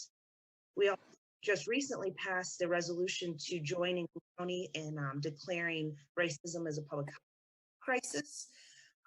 So I feel like in everything that's happening in the world today, and that's been happening for hundreds of years, there's a time that's that right now we have this opportunity to make a really big difference in our community. You know, I feel like we've got a really diverse population, considering we have, you know, almost 6 to 8% Asian population. We've got 4% African-American population, and then other is up there as well. And so I feel like we're doing well on the population diversity. Diversity is not enough. I feel like we need to, we want to build enrich our current diversity, but we also have to enhance the equity and inclusion. Just because we have a diverse population doesn't mean that we're equitable, nor are we inclusive. And I want to read something. I've been looking at this a lot, and I'm certainly not an expert, and I've been soliciting input from universities, from other trustees, from I was just appointed to the Lieutenant Governor's Diversity and Racial Exclusion Task Force. And so this is all very new, but it's very important, and there's a lot of momentum right now. But I had to look a bit further and just wanted to kind of briefly define the difference. So diversity is expressed as a myriad of forms, including race, ethnicity, gender identity, sexual orientation, socioeconomic status, language, culture, natural origins, religion, age, disabilities, political perspectives. So that's diversity. And I feel like we have that here in Meridian, certainly. And I feel that we are, that is improving over time through some of my conversations from folks that have been in the community much longer than I have. But where I think we need to spend some more time is on the equity and inclusion. And to give you an example, the definition I really like, and actually Trustee Jackson brought this to my attention, but a good definition is fair and just practices, equity's fair and just practices and policies to ensure that all community members can thrive. And the difference between equity and inequality is that equality implies that everybody starts in the same place. We all experience the exact same thing. And that's not true. And to be equitable means that we're acknowledging those differences and that using those differences to incorporate into our policies and procedures. Make it a community that everybody can thrive in. No matter what your diversity is, but no matter where you start in life. And then of course, inclusion is that sense of belonging. You know, I talked to an individual just yesterday, and he explained to me that, you know, why African American, you know, why he spoke on behalf of, you know, himself and his friends, his family, and his wife, why we don't apply to positions in certain areas is because we're not going to get picked. We're not going to beat out that next person because we've already got this implicit bias against us. Whether we as a community believe that or think that that's happening, it is happening, and that's something that I think we can work on with our workforce. I think we need to bring in the community a lot more. So we have two separate things happening. We have the workforce that we can certainly diversify. And that's something working with our HR director and all of the things they've already included in their policies and procedures, but then working on a community level as well. How do we make everybody from every different country or sexual orientation, how do we make everybody feel included and have that ability to thrive? So doing a little research is there's a lot of communities and several in Michigan already that have adopted what they call a diversity, equity, and inclusion strategic plan. So this is a plan that happens over time. This isn't something that just happens, taking a training or, looking at one policy. This is something we look at everything within our community and how do we ensure everybody is being included and everybody has that equitable status.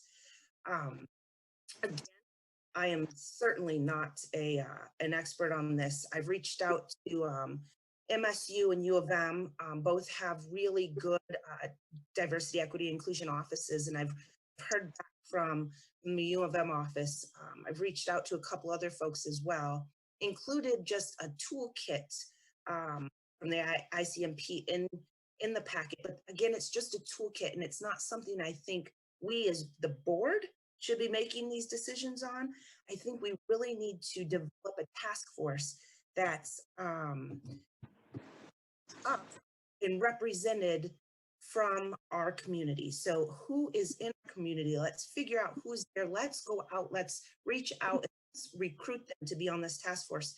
So this task force can then identify any gaps we might have in our policies and procedures, in our social structure, and can then look at what are the solutions to that.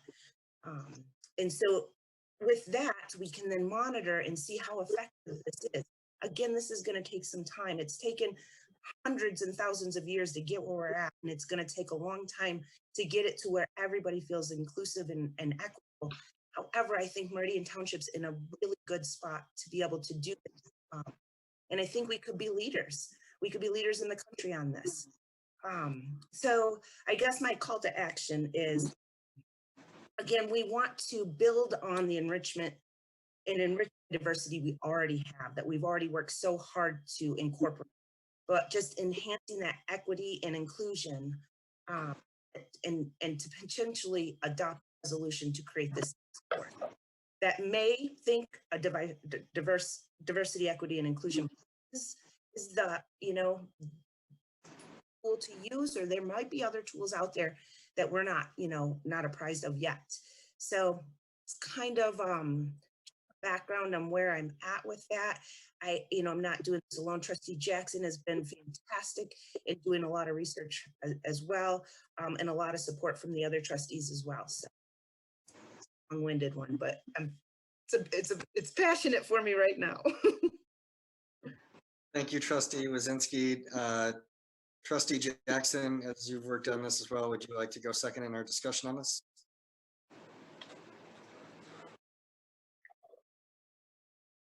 I think Trustee Brzezinski did a really nice job of laying out the issue.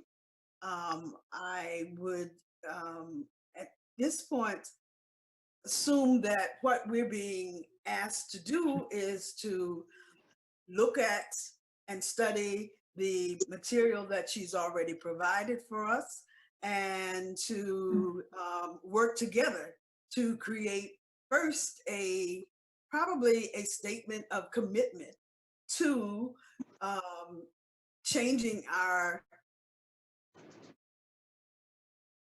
diverse community into one that incorporates equity and inclusion as well, not only in the workplace, but throughout our township.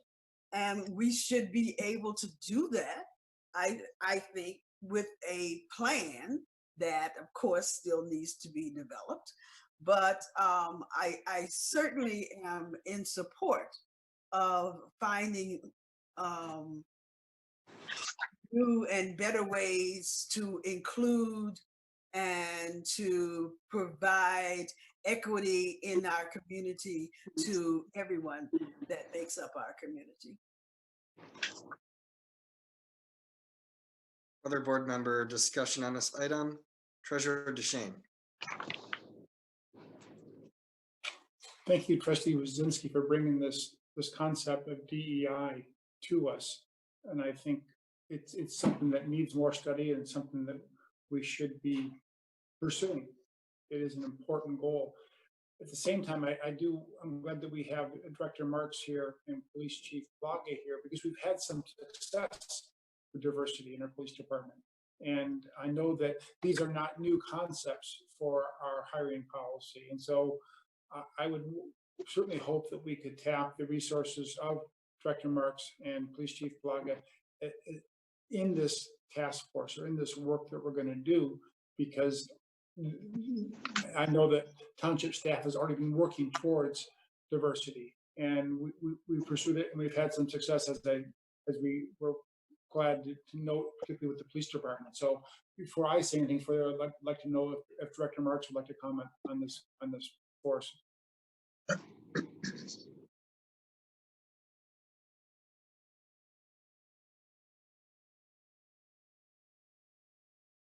There we go. I'm sorry, I'm working from my iPhone. First of all, I couldn't agree more with the whole approach to this diversity, equity, and inclusion. We've been working with diversity terminology for years.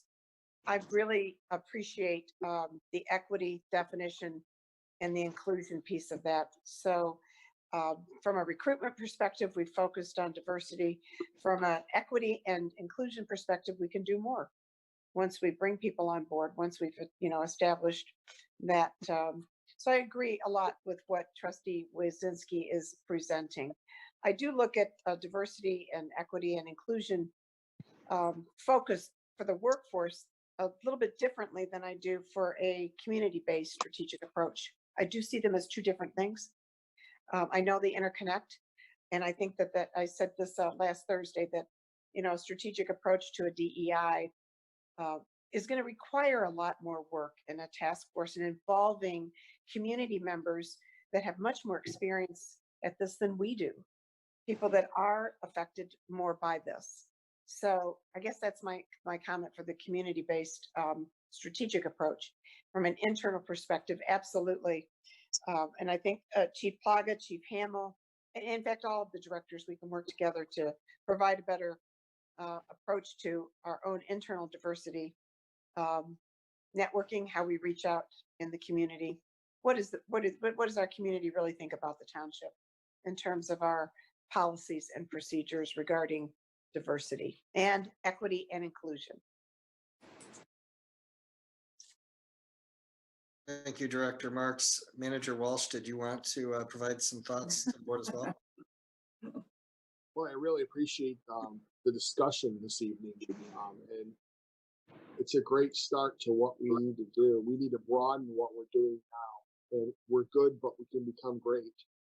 And as a team, I think Director Marks was eloquent in her comments and speaking on behalf of our entire team.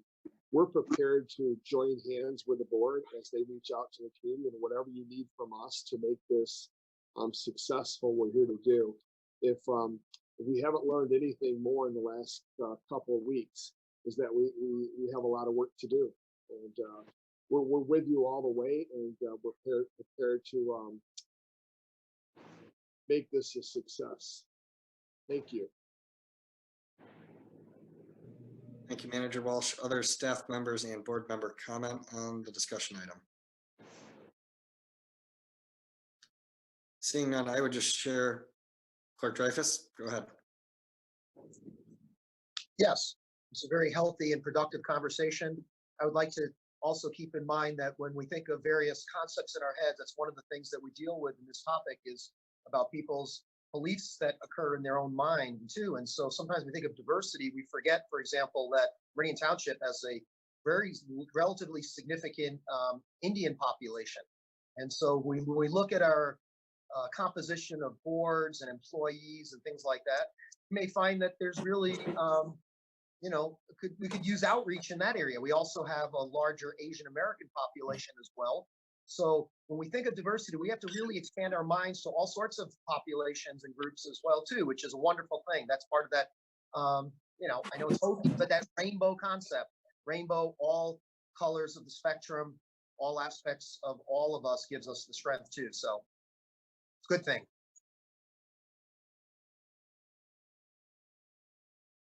Thank you.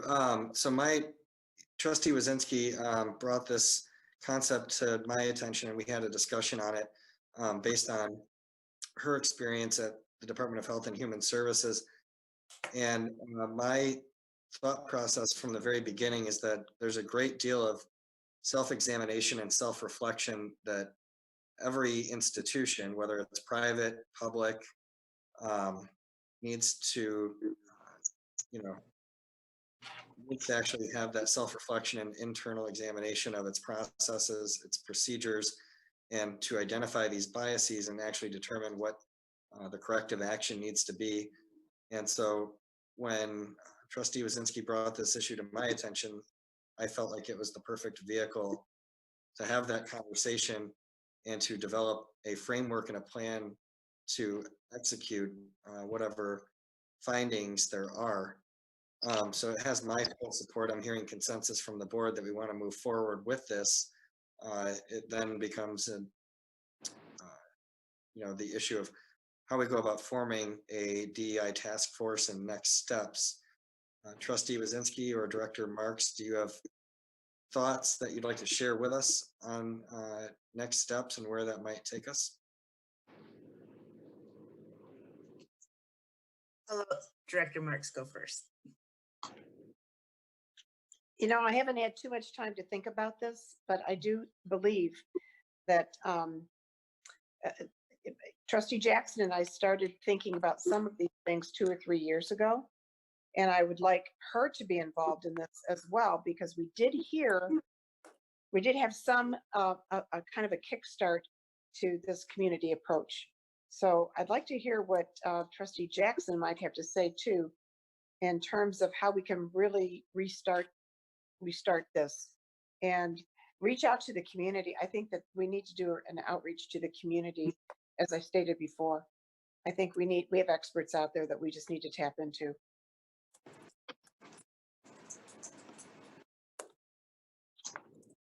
Trustee Jackson, did you want to weigh in on Director Marks' comments?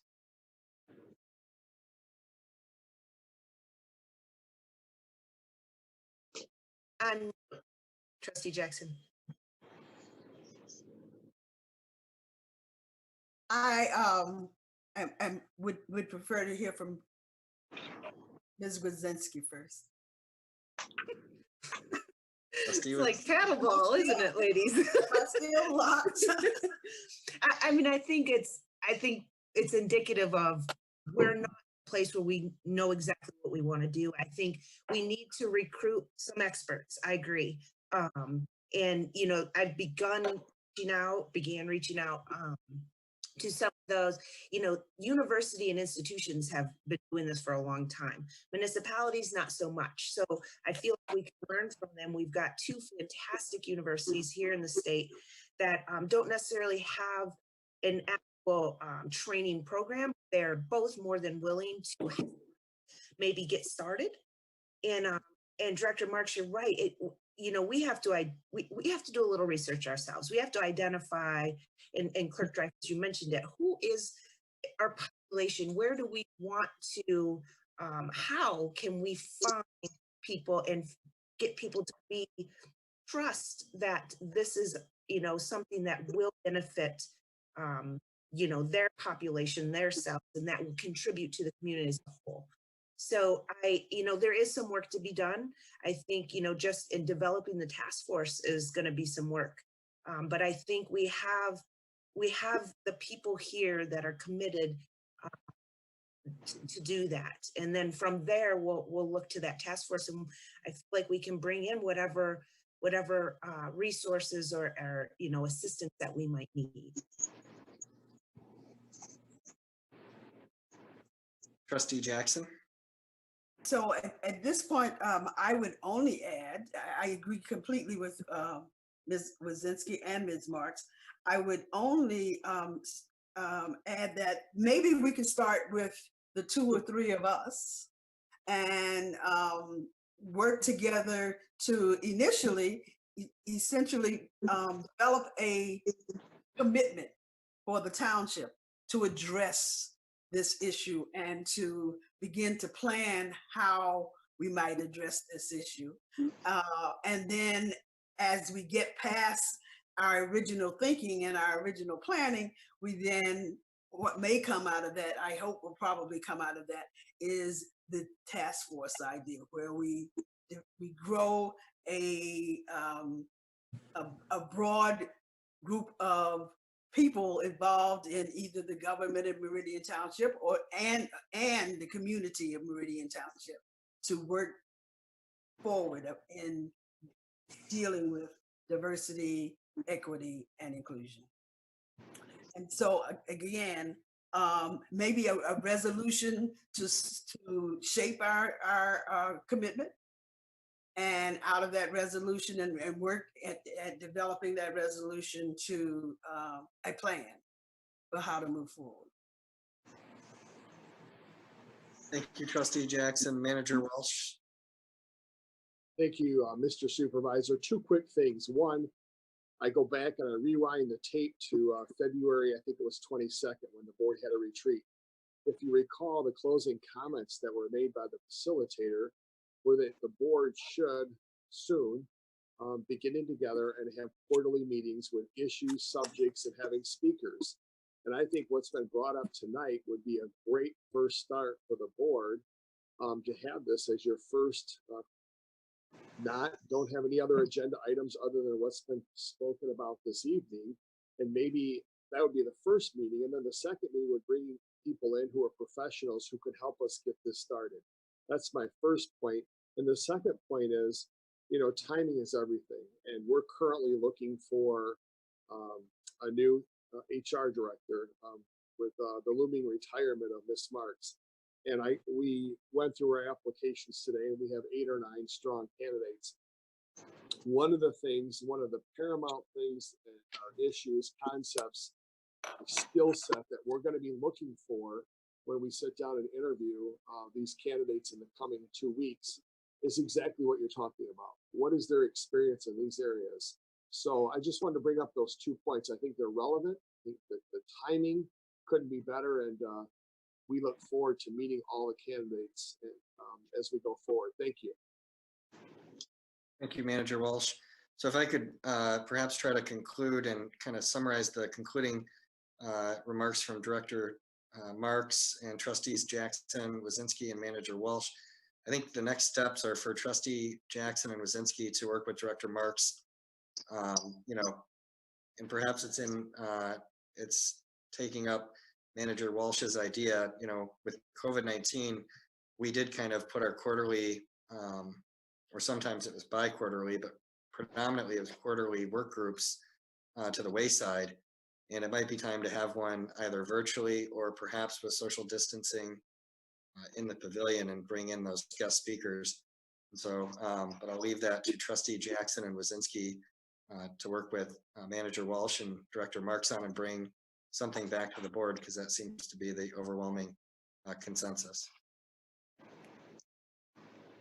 Any other final suggestions and thoughts? Trustee Jackson. Just one more. You know, one of the things I've been hearing is we really don't know who is here, and we don't know how diverse our community really is. And so to that point, where we usually go to get an assessment of the diversity in our community is the census. That process, I believe, is still ongoing, and I want to take this opportunity to urge anyone in our community that has not filled out the census to do so. We may get to a point where we can actually put that information to good use in Meridian Township. Yes, absolutely. And regardless of your citizenship, you should complete the census, and that will impact a decade's worth of federal and state resources that we get, as Trustee Jackson noted. Any other final comments or discussion on this item? Seeing none, I think we have the directives for trustee Wazinski and Jackson and Director Marks. We will move on to our final discussion item, 13B, the non-discrimination and fair employment practices policy. And I would ask for trustee Wazinski to introduce this one as well.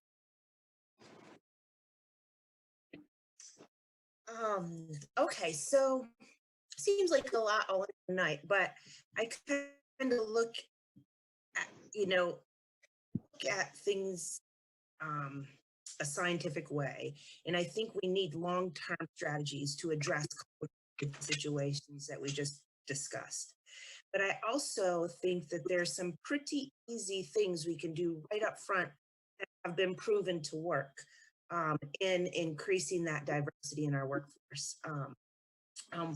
There's this non-discrimination employment practice policy could also be named what we've heard, ban the box. So what that means is on a job application, it is not required by any state or federal law that we ask whether or not people have had a conviction or have been arrested for any reason. Now, in the past, and depending on the types of work we work in, I work in the Department of Health and Human Services, and I work with children and at-risk children. To me, a while ago, I thought that seems, that's only a no-brainer. That's imperative that we ask those types of questions. However, for the lifetime of my career, I've realized and hired, multiple people that unnecessary. And quite honestly, what that does is that creates a non-fair advantage to anyone that may have had a blemish on their record before. So more importantly, I think we need to look at and give people a fair chance at their skills, their rehabilitation, at their experience before we even ask that question. So really you can apply for a position and then make it through. And at that time, we could then run a background check. That would ensure, depending on the actual position, is that person at risk for any reason with whatever population and or job they would be doing, and it would be very applicable to them. So removing the inquiries from these job applications, it's simple. And what it does is that removes that implicit bias that I'm kind of embarrassed, but I've done it in the past. When you get a stack of 3 applications and I've got one position, I'm looking for reasons to narrow that position. Lots of it's grammar or based on, their experience or maybe their education. But there's all these other implicit biases that we do incorporate in even being knowledgeable on that. This is an easy one to take away. And I think it's an easy one to where we could, potentially increase either diversity or increase the skilled labor within our workforce. Thank you, trustee Wazinski. And I would just briefly note that I worked with her on drafting this policy, which was based on national best practices, and appreciate her help in crafting this and bringing it forward. Clerk Dreyfus. Well, what about separating out misdemeanors and civil things like misdemeanors from felonies? It would seem like these are 2 big categorical differences in terms of understanding people's background. If an employer is looking at an employee's background and we look at different jobs they've had, we're going to make subjective evaluations based on various aspects to that. So it might be important as part of, again, a person's background to know, if they did have a background and they committed a violent crime, it would seem like that's important to know, just like we want to know if they had a job for 2 years in a certain position or something as well. And again, it's separating out violent crimes or felonies or some sort of categories of crimes, sex registry crimes, where a person has to be on a sexual registration list. That's an important thing maybe to know, depending. And from misdemeanors, like misdemeanors may be exactly appropriate that anybody that's been arrested for a misdemeanor should not be a question that we ask. So that's something that I'm asking, is it possible to, you know, not look at this as one monolithic thing that anybody, an arrest is an arrest, but separate the two, separate misdemeanors from felonies, and maybe we ban the box on misdemeanors. I will let Trustee Wazinski answer that question. She has her hand raised. Clerk Dreyfus, you know, it's a really good question. It's a question that comes up. And I'm going to be 100% transparent right now. I've got my sister who unfortunately has a felony for theft over $500. So she had needed clothes and some other things, unfortunately made horrible choice. And now she's got a felony on her record forever. In addition to that, when those things happen, so that it's a terrible thing, it's a poor choice, but that's something that, you know, she's done her time, she's done her rehabilitation, and now every time she fills out an application, whether it be for a job or housing, automatically missed. Then if we look at minority population, that has in the proportion of felonies relatable, it's astronomical, the difference, because of that bias and that prejudice we have in our society. So those, not to say that that's not something that's imperative and important, but that's something that's going to restrict her and my niece from getting jobs and you know, and good housing forever. So if we can take that, she's also an accountant. So if we can take off just the application, let her show her skills, let her show her education, then she has a chance of actually getting a job, because she's fantastic at her job. She made one poor choice. That happens all the time. And so I get it, like what you're saying, and you think of that way. Like, I understand that you're saying, you know, what about sexual assault? That is horrific. We would see that after we've evaluated skills and after we've evaluated experience and education.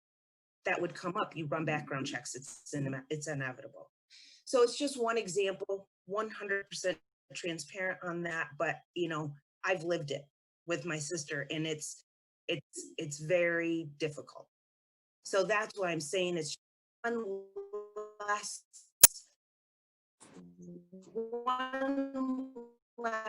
barrier to people who made one wrong choice in their life. And one other thing that I would add to that is that Michigan has some of the most narrow laws in terms of expunging criminal offenses, both misdemeanors and felonies. It's nearly impossible to get a record expunged because of how narrowly our law is written. We probably rank 48th out of 50, having worked on reforms to that act before. And so, you know, in the case that Trustee Wazinski presented, there is no mechanism really for getting that off your record.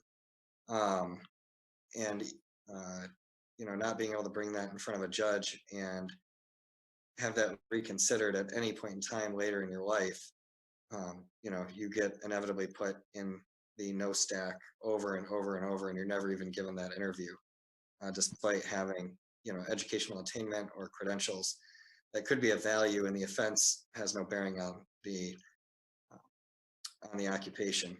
And the other big thing here that we're discussing is the fact that you know, the criminal justice system is perhaps one of the institutions in our country with the most implicit and even explicit biases, and has disproportionately harmed so many. And it's not just race, it's every walk of life. And so this is a corrective action, at least to give people the opportunity to speak to their education and knowledge before that factor of the employment equation occurs. Treasurer DeShane. Thank you. And I'm glad you clarified that, Trustee Wazinski. Banning the box does not mean we stop doing background checks. It simply means that we stop putting a huge banner up on our job application saying, you have any kind of record, don't apply here. We're going to allow people to have the opportunity to apply.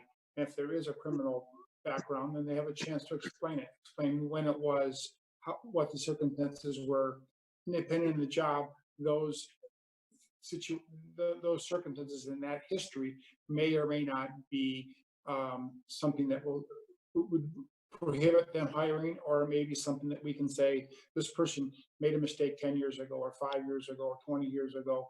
Yeah, they've taken these steps to correct them. They've got excellent job history since then, and therefore they're worth taking a risk on. Problem with the box is that it stops the discussion before they even leave the building and turn their application in. That's the difference. It's not that we stop doing background checks.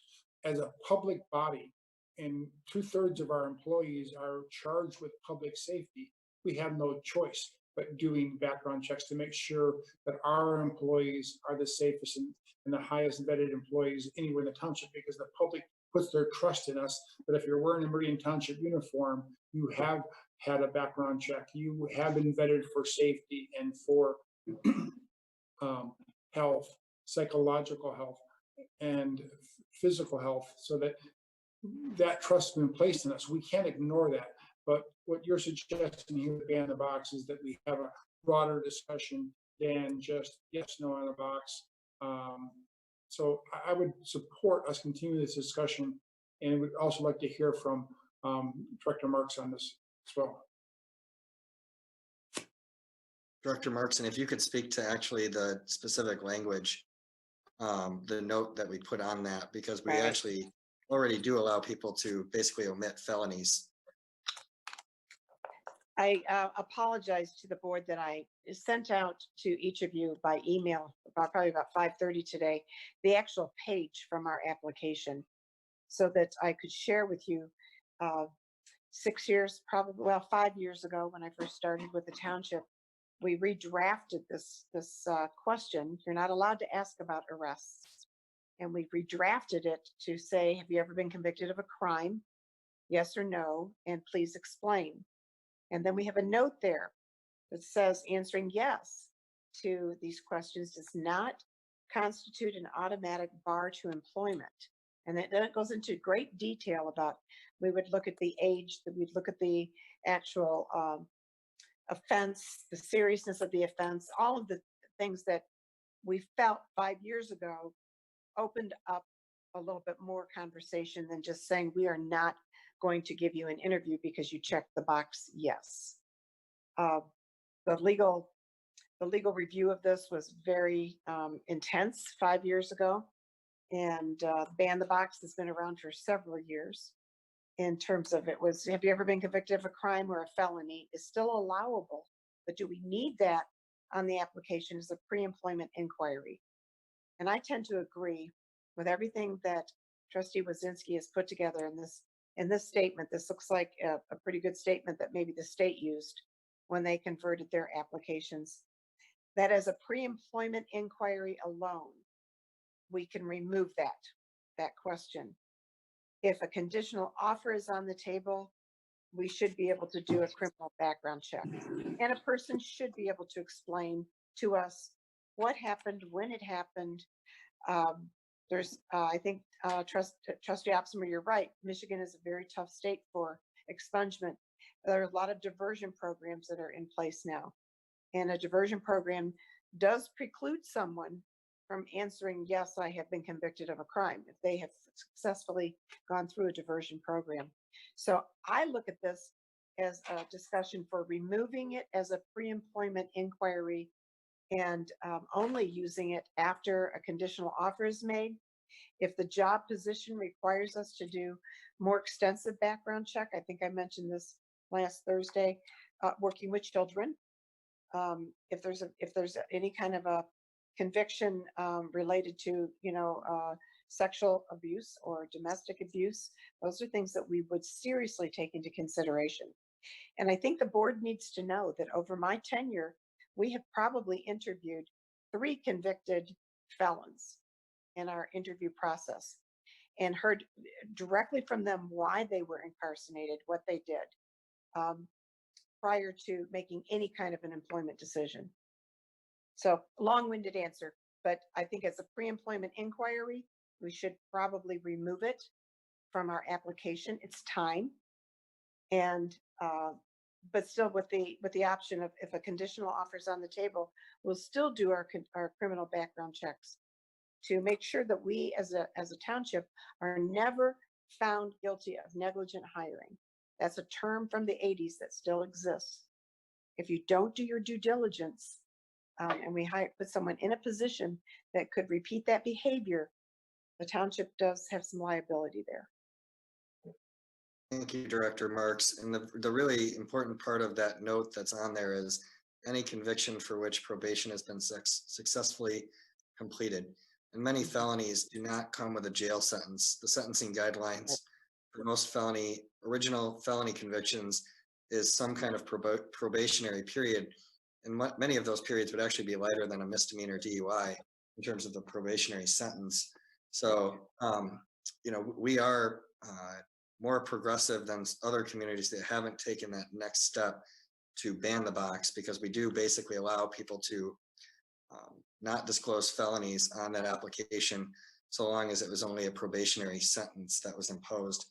And the other note, so it's the draft before us was taken from the National Employment Law Project. That's what Trustee Wazinski and I used to draft this.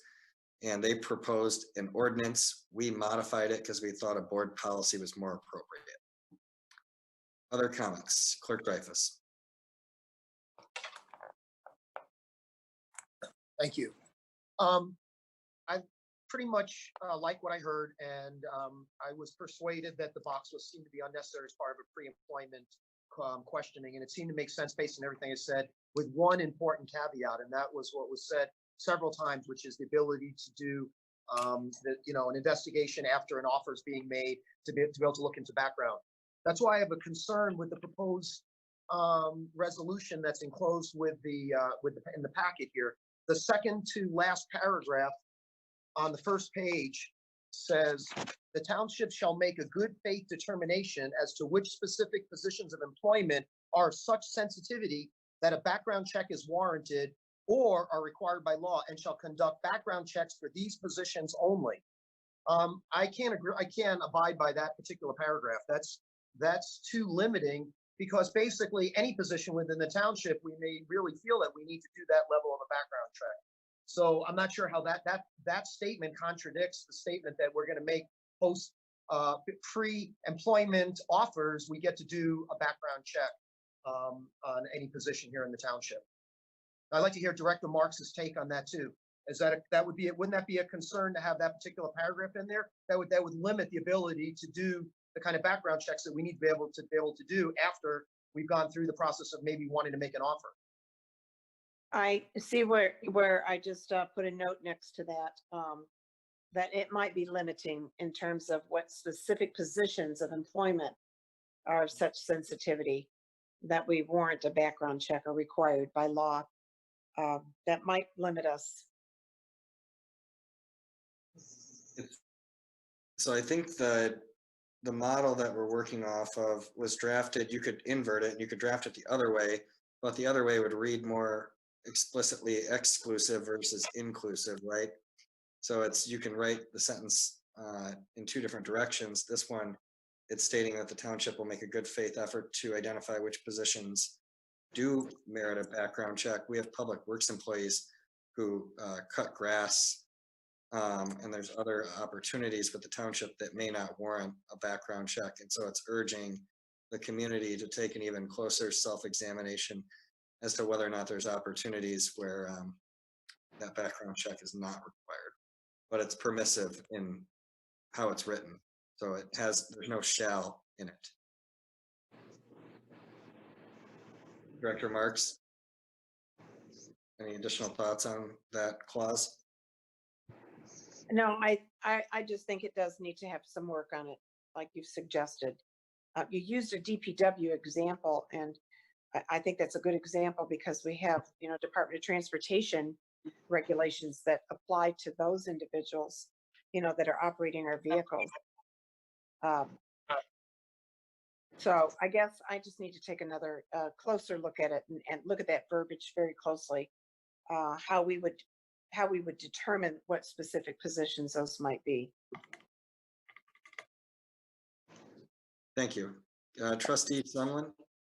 Yeah, I just want to say that I think we need to be careful about positions that are handling money of any amount being, that we take a closer look at positions that are handling money. Just thought, rather than, yeah, the Department of Public Works might be, mowing the lawn and stuff, whereas you might have somebody who's, like the treasurer handling a substantial amount of money. There should be a little bit of a distinction, I think.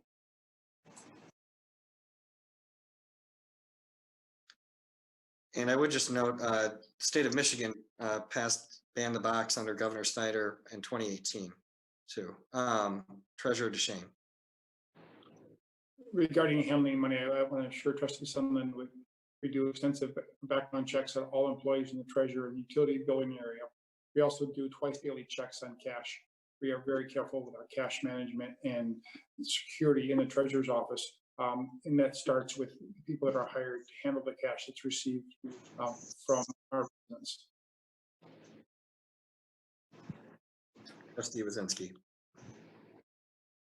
Just add to that, Trustee Sunland, that's exactly the point. Like, so, we're looking at the position, we're looking at the person, and we're looking at maybe the potential mistake in the past.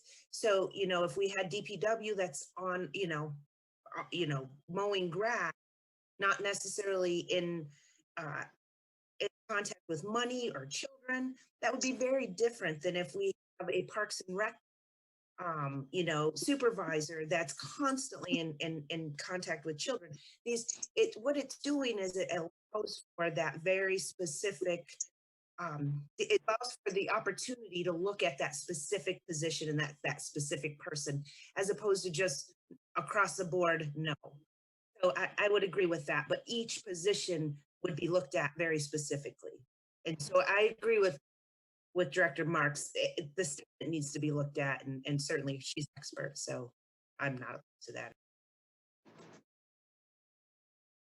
Thank you, Trustee Wazinski. And one other thing, just throwing it out there for contemplation on this, driving records are separate from criminal records. So it's perfectly, you could have a DT, we could have a employee in Public Works where we do a check on their driving record because they are using township vehicles, but it might, we might make a determination under that clause that the criminal background check is not necessary. So it's just that self-examination. I mean, we have the highest rates of incarceration in the entire world. And there has to be a place for those people to work and rejoin society and provide at some point in time.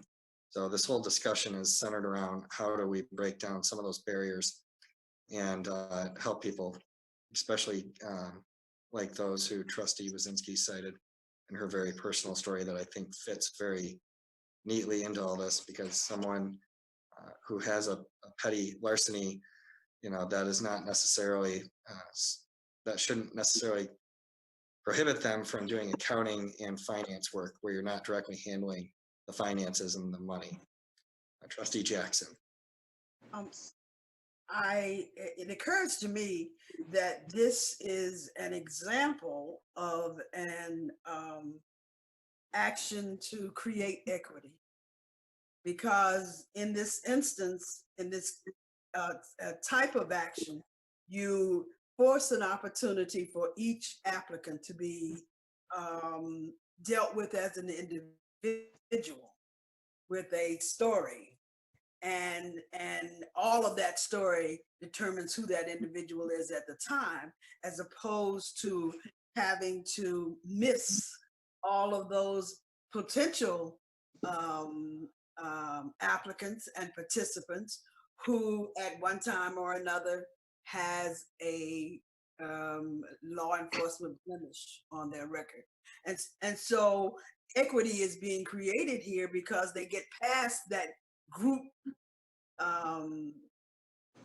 assessment and become individuals, at least to the point of on the application, they become individuals that we then talk to and actually hear the whole story. Everybody has an opportunity to relate their story.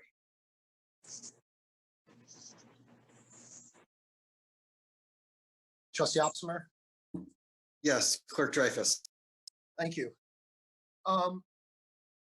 Well, the reason I brought up this issue in the first place, and I appreciate that there's been some support for my concept here that I had brought up and asked our HR Director Marks to look into. I know that people were commenting that they support Director Marks's approach. I'm the one who brought it up, so I appreciate you saying that you support my concept of concern of looking into that. So I appreciate that, into the need for having background investigations. So it's just been said that applicants tell a story and that we need to allow all applicants to be able to tell their story with fair equity to be able to do that. That's absolutely true. But like all applicants who tell a story, it's up to HR and the interviewing panel and the interviewing process to determine what the facts of the story really are. All applicants tell stories about their lives and their professional background in order to get the job. There are various types of stories they're told. So let me tell a story about the clerk's office. We had an applicant last year for a position to be the assistant to the clerk. If we did not know that if we don't have an ability, I don't even think the question came up as to whether or not she didn't even respond to the question about whether or not she was arrested or convicted of a crime. I think that was not even filled out. And it turns out that only after we were going to make an offer, we were prepared to, when Director Marks did a background check, we found out that she had an active court case involving retail fraud that was occurring. And then we called her about it and her response was abysmal. And she immediately decided she didn't want the job and wrote a crazy letter about her character being under assassination or attack. So that's an example of how important it is to have the ability to do a background check on anybody for any reason. And there should be no reason that we have to have any reason after the fact, because equity is determined by allowing all applicants to come and get evaluated before we find out about anything involving a criminal background, right? That's where the equity comes in. Everybody's got a fair shake. We're not looking at their incarceration record. But once we're ready to make that move, anybody should be able to be allowed to do a full background check, and there shouldn't have to be a restriction on it at that point, because that's not an equity question anymore. Now it's a checking of the background that needs to be done. And it's the same thing that would occur for a person who's mowing grass along the road for DPW.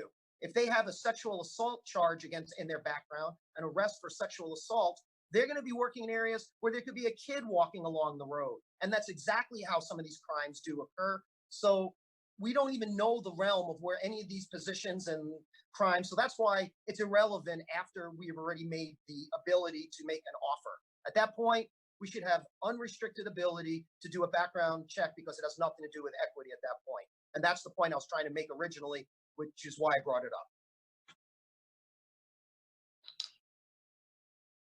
Again, one distinction, you can check the sex offender registry without running a criminal background check, the same as you can perform a driving record. So that's, I want to read the clause again, and then I'll just kind of conclude with where we're at. I think we need to have the attorneys look at it. The township shall make a good faith determination as to which specific positions of employment are of such sensitivity that a background check is warranted or required by law, and shall conduct background checks for these positions only. So it's a good faith determination is entirely permissive. Let's have the attorneys look at it and determine if is in fact permissive, but that's how I read it. It's almost a ceremonial clause persuading us to have that self-examination of our own internal biases. So, and there's more than one way to approach it, whether it's checking the sex offender registry, whether it's checking driving records, background checks. There's a whole host of things, but that clause is just giving our staff, our HR staff, a nudge to have that discussion internally and perhaps bring something back to the board and update us on what their findings might be. It doesn't require that they do anything. it does not say they shall not do background checks for certain positions. So if we could have, Manager Walsh, could you have our attorneys review that and work with Director Marks on that and bring back their findings and have them available at the next meeting? Okay, seeing a head shake. Any other further discussion on this item? All right, seeing none. Excuse me. Yes, you can raise Sorry, hit your the wrong video. button. I was trying to make a point here. Yes, go ahead. Yeah. As Supervisor Pro Tem, it's not up to you to just call to have the attorney automatically review something. That's really a board decision. You need to get a consensus from the board. Just automatically don't, because this is your idea, you don't automatically get to send it to the law firm, which costs money for us to do that. So I request that we actually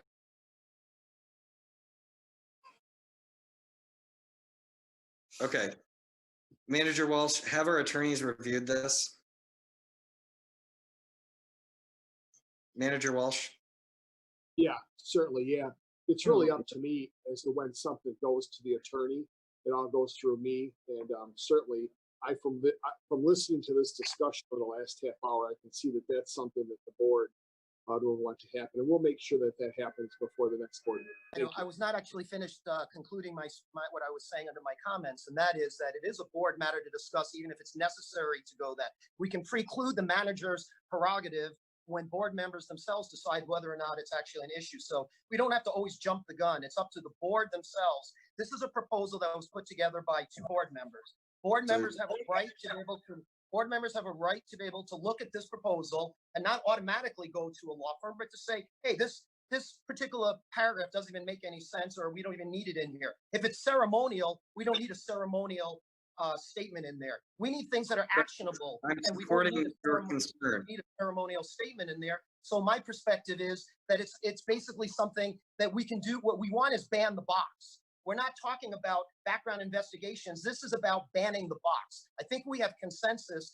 to ban questions, pre-employment questions. This is a completely separate issue that gets into the nature of background employee investigations, which is a completely separate issue from banning the box. And I think we're already in agreement that we want to ban the box. So that's why I'd like us to really keep focused here on the issue that was being presented to us, and also that this is a proposal for a resolution and doesn't mean it automatically requires a legal review until the board as a whole determines that it does.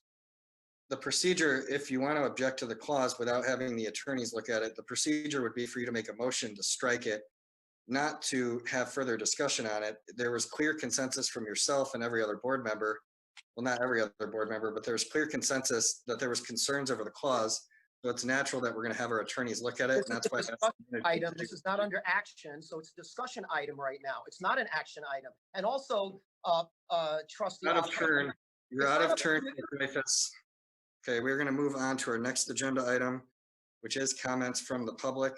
Mr. Geebies, could you please ask any attendees that are present or anyone on the phone lines if they would like to speak during public comment?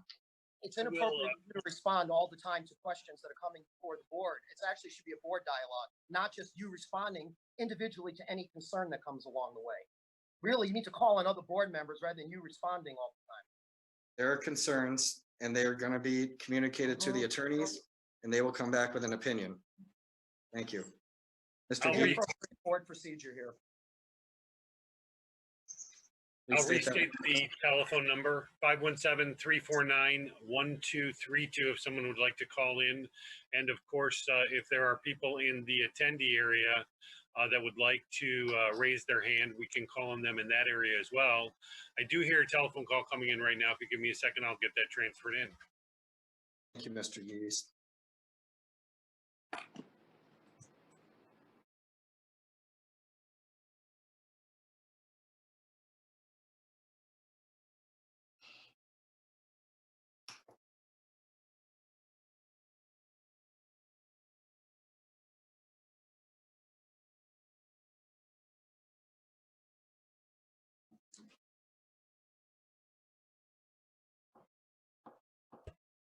Can you please state your name and address for the public record?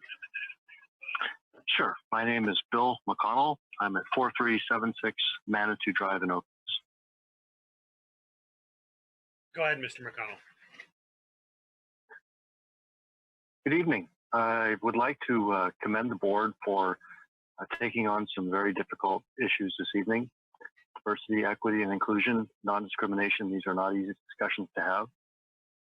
And as well, the climate emergency resolution. And I was hoping to tie together some threads on the vegetation ordinance amendment. I think this is a really great discussion that we're having. 10 feet, 75 feet, that can be tricky, but what we're talking about, biodiversity and which species, which purpose, these are important discussions to have. I also wanted to shout out to a couple of Manager Walsh's staff who are working on some related issues. Mr. Harvey in Public Works has got an initiative going on green infrastructure that gets some of these issues of rain gardens and bioswales. Ms. Campbell over at Parks has been very responsive. We're so lucky to have her, and has been tapping into some of the community energy that we heard earlier and touching on issues of environmental equity. So thanks for having these hard conversations. There's folks out there listening and appreciating the work of the board in these directions. Thank you. Thank you, Mr. McConnell. And we have another call coming in. If you'll bear with me for 1 second, please. Thank you, Director Geeves.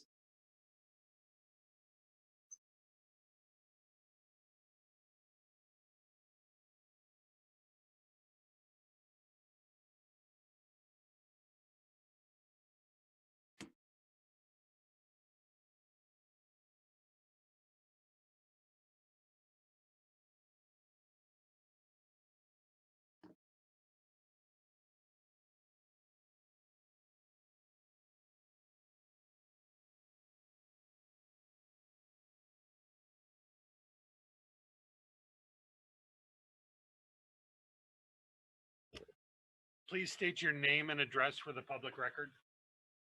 Timothy Hammond, 1801 North Hagedorn Road, East Lansing, Michigan, apartment 102. So, how come Clark Dreyfus thinks he knows so much out of the other people on the board? Thank you. Thank you, sir. And we have another caller. Stand by for 1 second, please.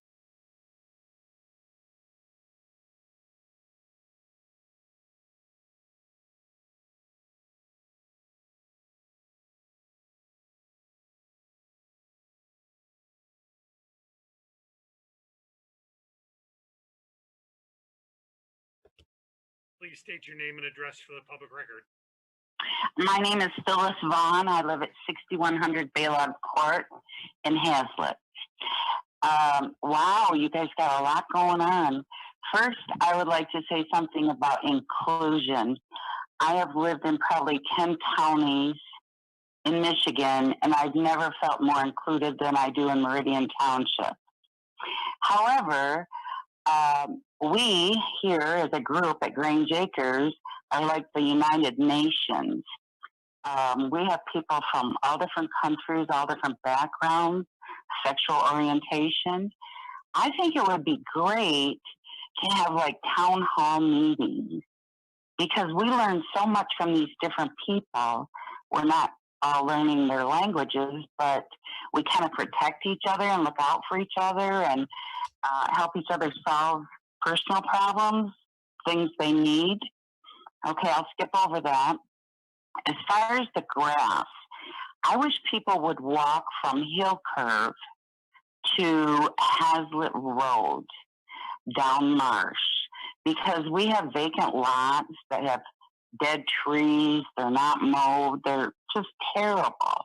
And I can guarantee you that if they were on Central Park, they would be mowed. The hill from the Marathon gas station to School Street, unless it was mowed today, is over a foot high. And that's the entrance into the square of Hazlett. I want to thank Mr. Walsh and the entire board for taking on all these difficult situations. Thank you very much. Thank you. I'm very proud to be in Meridian Township. Thank you, Ms. Vaughn.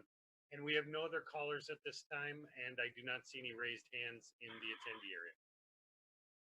Thank you, Director Geebies. We will then close public comment, seeing no further comments, and we will go to item 15, other matters and board member comments. Treasurer DeShane. Thank you. This has been a tumultuous 2 weeks for the township.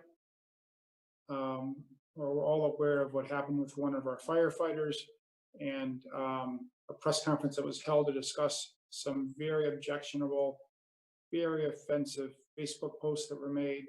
An investigation was done, a thorough investigation by Director Marks, our fire chief, and others, and that culminated in some action today. Press conference and the firing of that firefighter. I would like to know if the township manager, who's been at the center of this investigation and action, if he would speak to that a little bit. I know the community is curious and would think it would be helpful in helping us to heal from this, to hear a few words from the manager on this.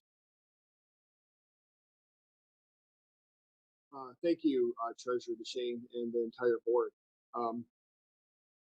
The first thing I think that is important to say this evening is, a direct apology to Black Lives Matter, the entire movement, to the Black community beyond Meridian Township, and to our community. What has been said has been a real stain on our community. I also want to thank Director Marks, Chief Hamill, our council, Lizzie.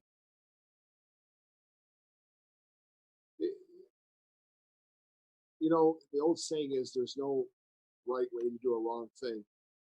And the complete investigation that has been compiled over the last 2 weeks, the interviews of 15 or 20 members of our department, the lots of phone calls and emails that I've received on both sides of the issue. There's people who believe in freedom of speech, it should withstand anything that is said, and the people who believe that the firefighters should have been terminated on day one. What we did is we took our time, we did things right, we investigated, we listened, we followed the law. And at the end of the day, the comments, the behavior were to a point that it made the decision an easy one.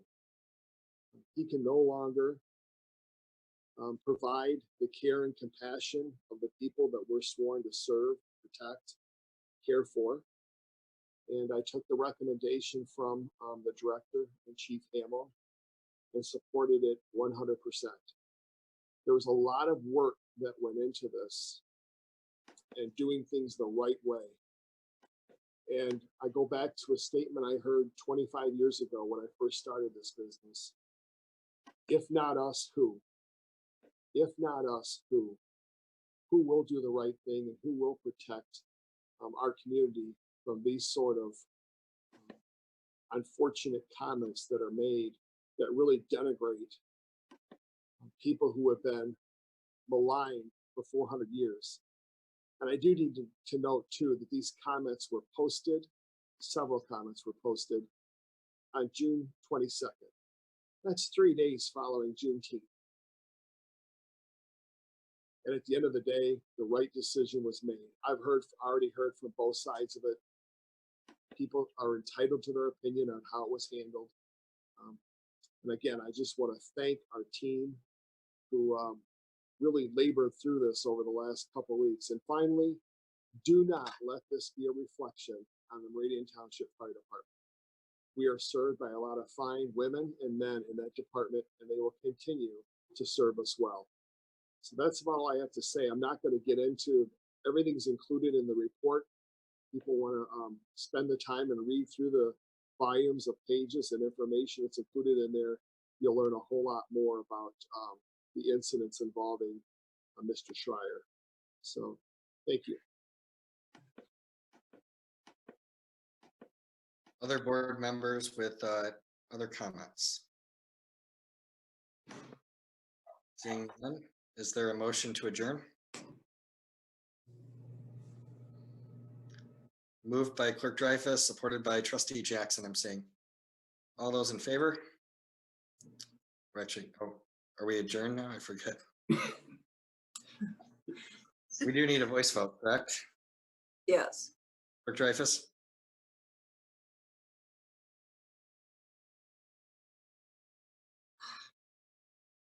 Yes. Yes. So all those in favor, if everyone's unmuted? Aye. Aye. Yes. We are officially adjourned. Thanks, everyone. Thank you. Thank you. Good night.